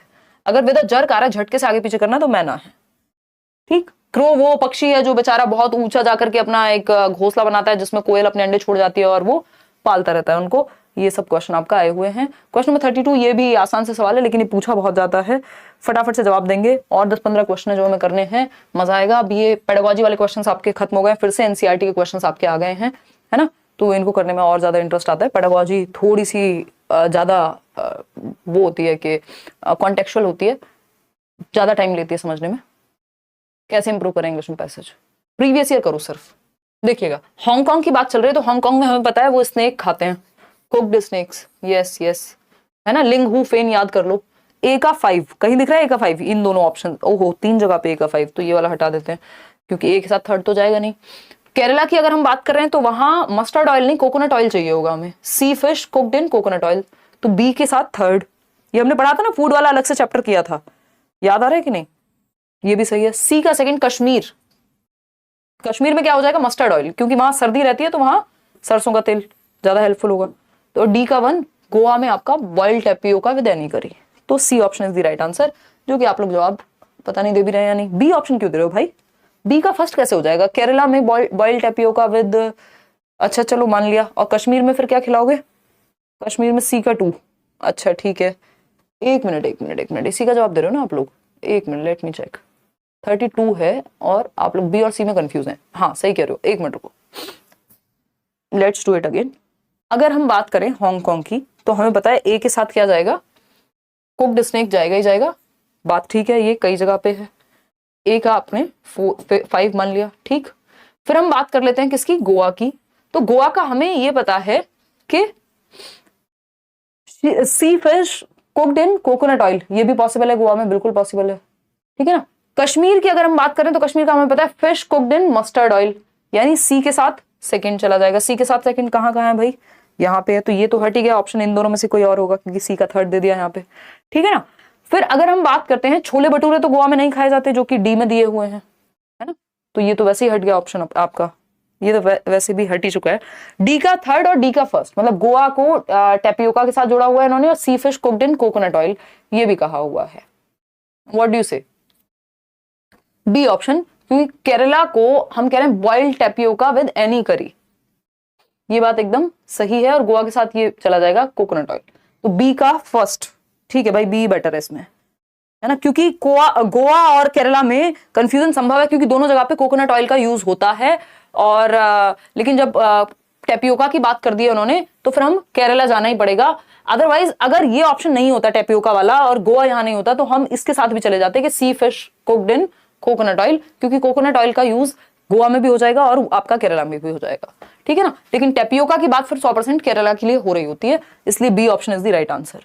ये काफी कंफ्यूजिंग क्वेश्चन इन्होंने बनाया है कि अगर हल्का सा भी आपका ध्यान हटा तो दुर्घटना घटी वाली बात है। क्वेश्चन में 33 देखिएगा, ये क्या कहता है भाई, consider the following list. List क्या है, tortoise, crocodile, crow, duck, fish, इस तरह के क्वेश्चन भी कई बार आ चुके हैं। In this list which one of the following is different from the others, मतलब ऑड वन आउट चूज करना है आपको।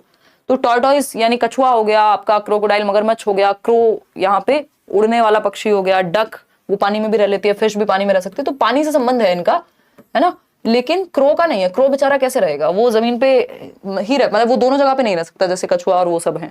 तो यहाँ पे क्रो ऑड वन आउट है, क्रो क्या है, ऑड वन आउट है। सिंपल आसान से सवाल है, तो इसमें तो क्या ही बात करें। आगे बढ़ते हैं क्वेश्चन नंबर 34 पे। ये थोड़ा सा बड़ा सवाल है, लेकिन एक क्वेश्चन इस तरह का आता है, टाइम एंड डिस्टेंस का, मैप का, डायरेक्शन का, ये 3-4 ऐसे क्वेश्चन है जो सब जगह पे आपको देखने को मिल जाते हैं ईवीएस में, मतलब हर सेट में लगभग।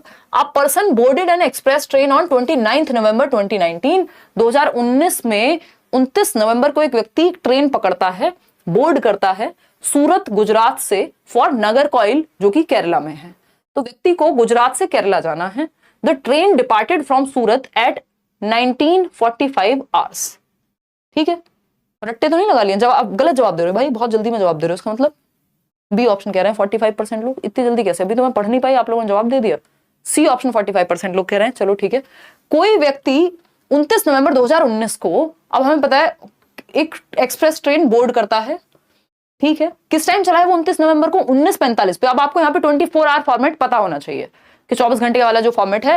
अब 19:45 अगर हम 12 बजे से गिनती 19 तक जाएंगे तो 7:45 समय आ जाएगा, 12 और 7 19 होते हैं, मतलब शाम के 7:45 की बात हो रही है ना। 24 आवर फॉर्मेट में यही होता है। तो अगर हम बात करें तो 7:45 पे उसने ट्रेन बोर्ड की है शाम को, क्योंकि 19:45 की बात हो रही है। अगर सुबह की होती तो 7:45 ही लिखा होता, 19 थोड़ी लिखा होता। वो दिन के 12 बजे के बाद फिर 13-14 बजने शुरू हो जाते हैं, बेसिक बात है।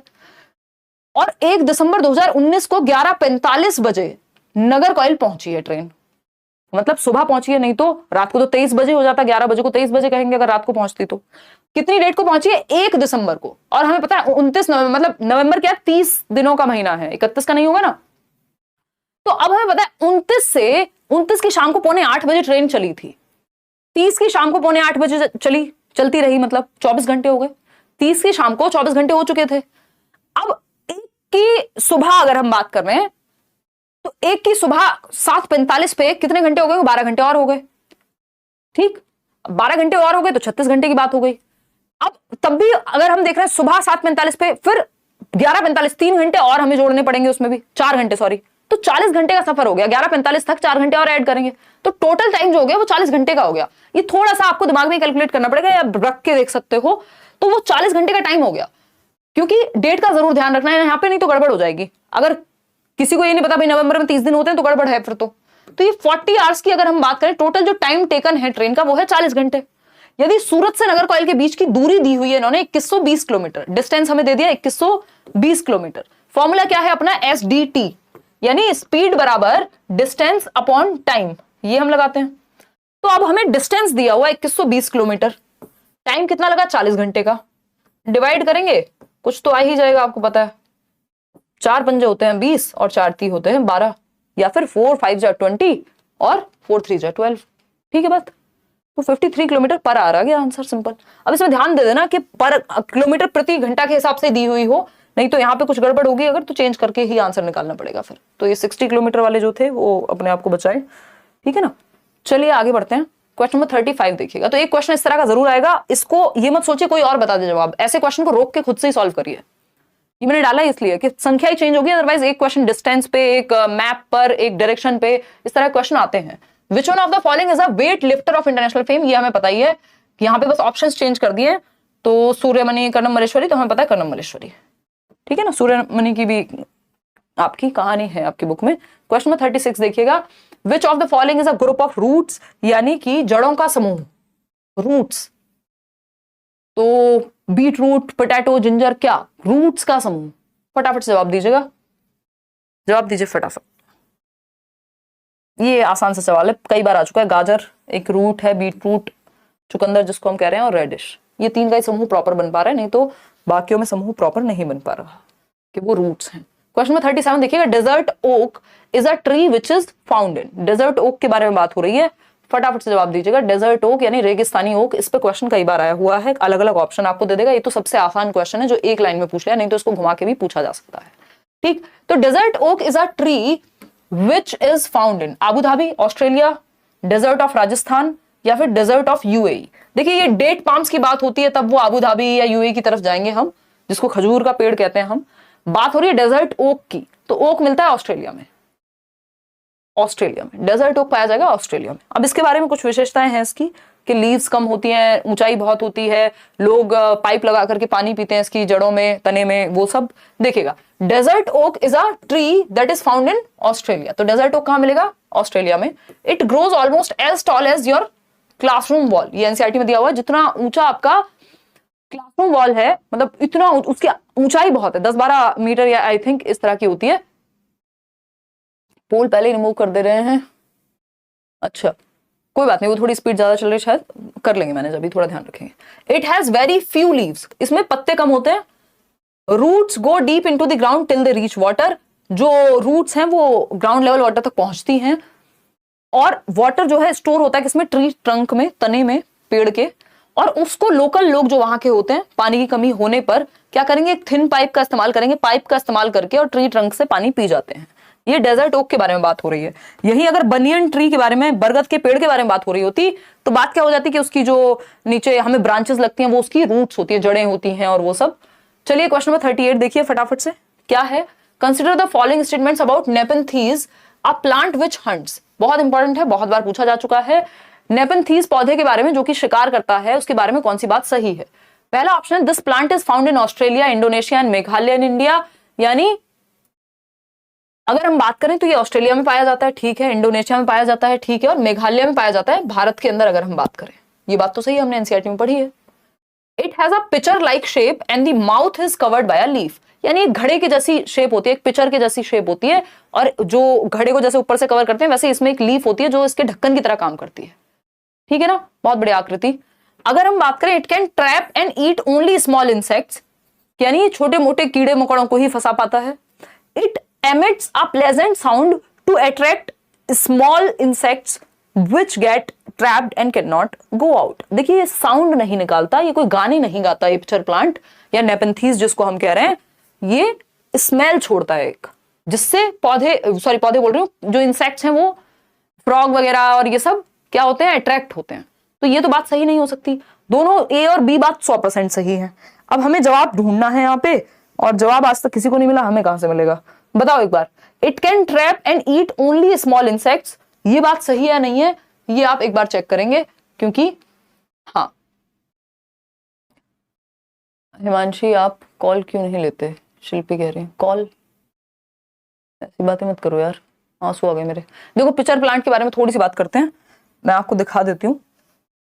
अगर हम बात करें यहाँ पे, ये है पिक्चर प्लांट जिसको नेपेंथीज भी कहते हैं, है ना? ये क्या है? ये एक तरह का हंटिंग प्लांट है जो हंट करता है, शिकार करता है किसका? इंसेक्ट्स का, जो भी उसके आसपास इंसेक्ट्स होते हैं, इवन फ्रॉग और ये सब जो आपके रेट्स वगैरह हैं। तो अगर हम बात करें, इसके ऊपर एक इसकी घड़े जैसी शेप है ना? अपने अंदर इसके पास कोई इसकी खुशबू सूंघते हुए कोई आकर के बैठेगा, खुशबू से पहचान के, और ये उसको बंद कर लेगा और मर जाएगा वो इंसेक्ट जो भी इसके अंदर बैठा होगा, क्योंकि बाहर नहीं निकल पाएगा। तो plants which trap and eat frogs, insects and even mice, चूहों तक को खा जाते हैं। तो ऐसा नहीं है कि सिर्फ स्मॉल इंसेक्ट्स को खा रहे हैं, ये फ्रॉग यानी आपके मेंढक को भी खा जा रहे हैं, इंसेक्ट्स को भी खा रहे हैं, चूहों को भी खा जाते हैं, ठीक। Picture plant nepenthes is one such plant, उनमें से एक पौधा है। It is found in Australia, Australia में पाया जाता है, इंडोनेशिया में भी पाया जाता है, और भारत में अगर हम बात करें तो मेघालय में पाया जाता है, बारिश वाले क्षेत्रों में आई थिंक पाया जाता होगा। The plant has a special smell that attracts insects to it, अपनी स्मेल के कारण ये खींच लेता है। पिक्चर लाइक शेप इसकी होती है, ठीक है ना? हाँ, फ्रॉग भी खा जाता है। तो सिर्फ स्मॉल इंसेक्ट को खा रहा है ये कहना यहाँ गलत हो गया, जिसको लेकर के हम थोड़े से कंफ्यूज थे। तो अगर हम बात करें तो ये कहना यहाँ गलत होगा कि ओनली स्मॉल इंसेक्ट्स, तो ए बी मेरे ख्याल में यहाँ सही होना चाहिए, ए एंड बी ओनली, ठीक। चलिए खैर आगे बढ़ेंगे। क्वेश्चन नंबर 39 देखिएगा, ये क्या कहता है? क्वेश्चन नंबर 39 कहता है in which one of the following states of India Dandi sea shore located where Mahatma Gandhi did his famous march before independence. मतलब महात्मा गांधी ने एक यात्रा की, दांडी यात्रा जिसको हम कहते हैं, वो नमक वाली जो बात थी पूरी एनसीईआरटी में हमने ये कहानी पढ़ी हुई है। कहां से इन्होंने ये यात्रा जो है किस स्टेट में की, ये पूछा है। किस स्टेट के तट पर की, अगर मैं कहूं तो गुजरात, ठीक है ना, अहमदाबाद से दांडी तक और वाइस वर्सा गुजरात। आगे बढ़ेंगे क्वेश्चन नंबर 40 पर। क्वेश्चन है high fever with shiver which can be treated with the bark of cinchona tree, यानी उच्च ज्वर तेज बुखार के साथ कंपकपी जिसके उपचार सिंकोना पेड़ की छाल से किया जाता है या इससे टैबलेट्स भी बनाई जाती हैं। तो ये सिंपल जवाब है इसका, आप लोग जवाब देंगे। पोल अटक गया शायद, हाँ बी ऑप्शन 100% लोग दे रहे हैं। बिल्कुल, मलेरिया में ऐसा होता है कि कपकपी बंधना है ना, और बुखार तेज बुखार होना, फिर सिंकोना बार्क को पानी में उबाल करके या फिर उससे टैबलेट्स भी बनती हैं मलेरिया के उपचार के लिए।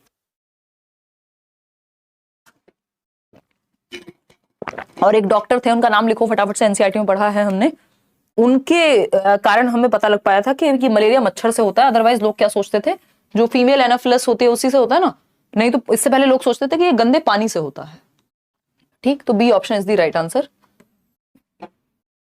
और इसमें इनका मन करता तो क्वेश्चन को ऐसे भी पूछ सकते थे कि कौन सी एक बीमारी है जो मच्छर से नहीं होती, तो आंसर टाइफाइड हो जाता, क्योंकि मलेरिया भी लिख दिया, चिकनगुनिया और डेंगू वगैरह।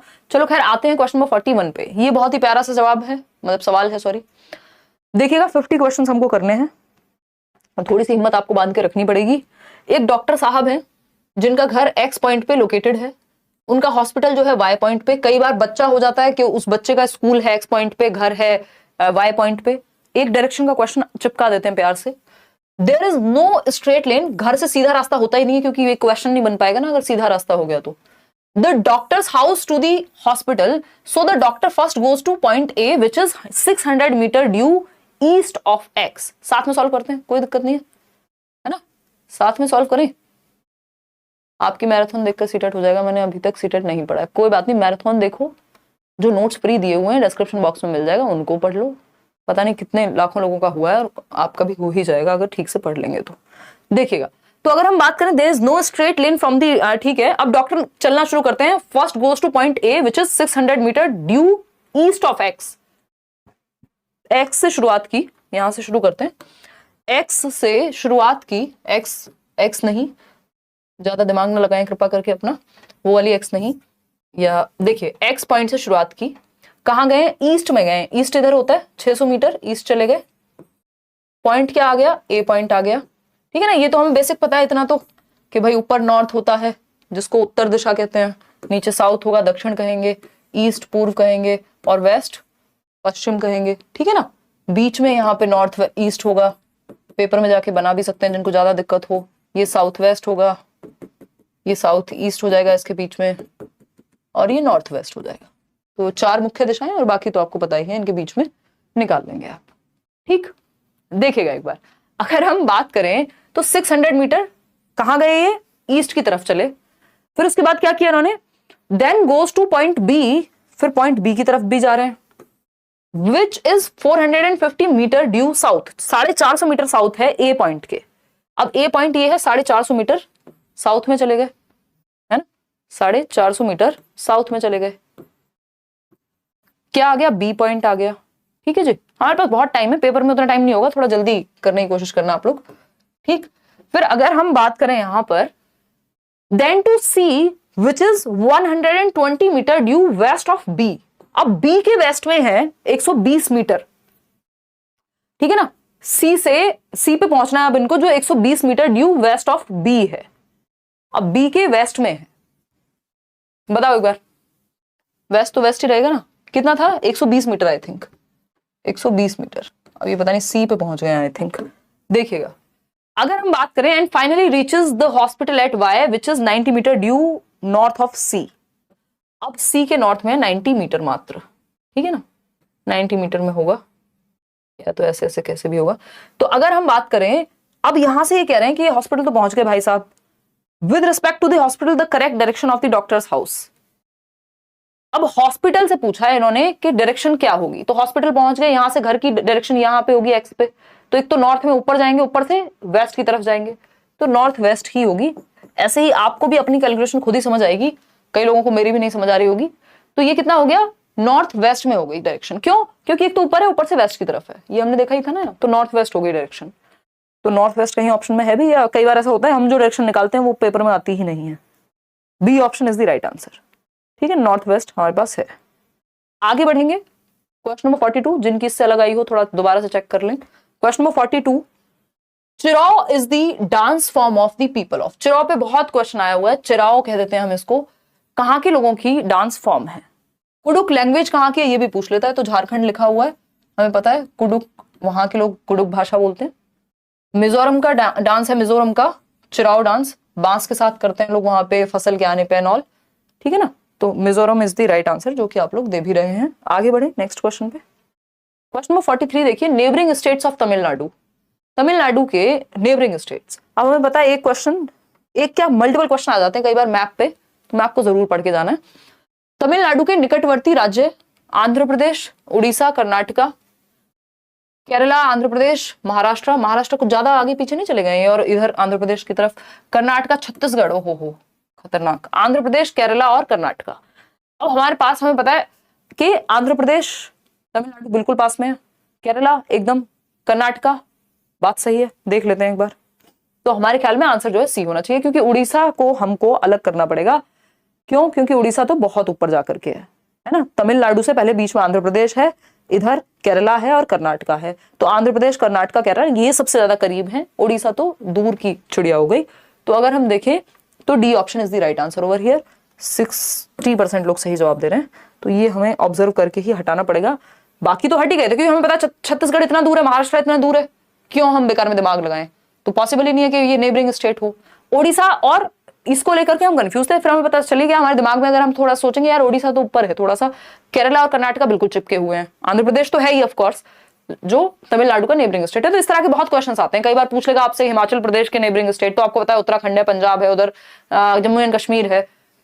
देखिए question number 44, select the correct statement from the following, Goa and Puducherry, ये हम कर चुके हैं ऑलरेडी, ये रिपीट हुआ है क्वेश्चन, है ना, ये तो रिपीट हुआ है क्वेश्चन, इस पे हम कोई जवाब नहीं मांगेंगे। आगे बढ़ेंगे।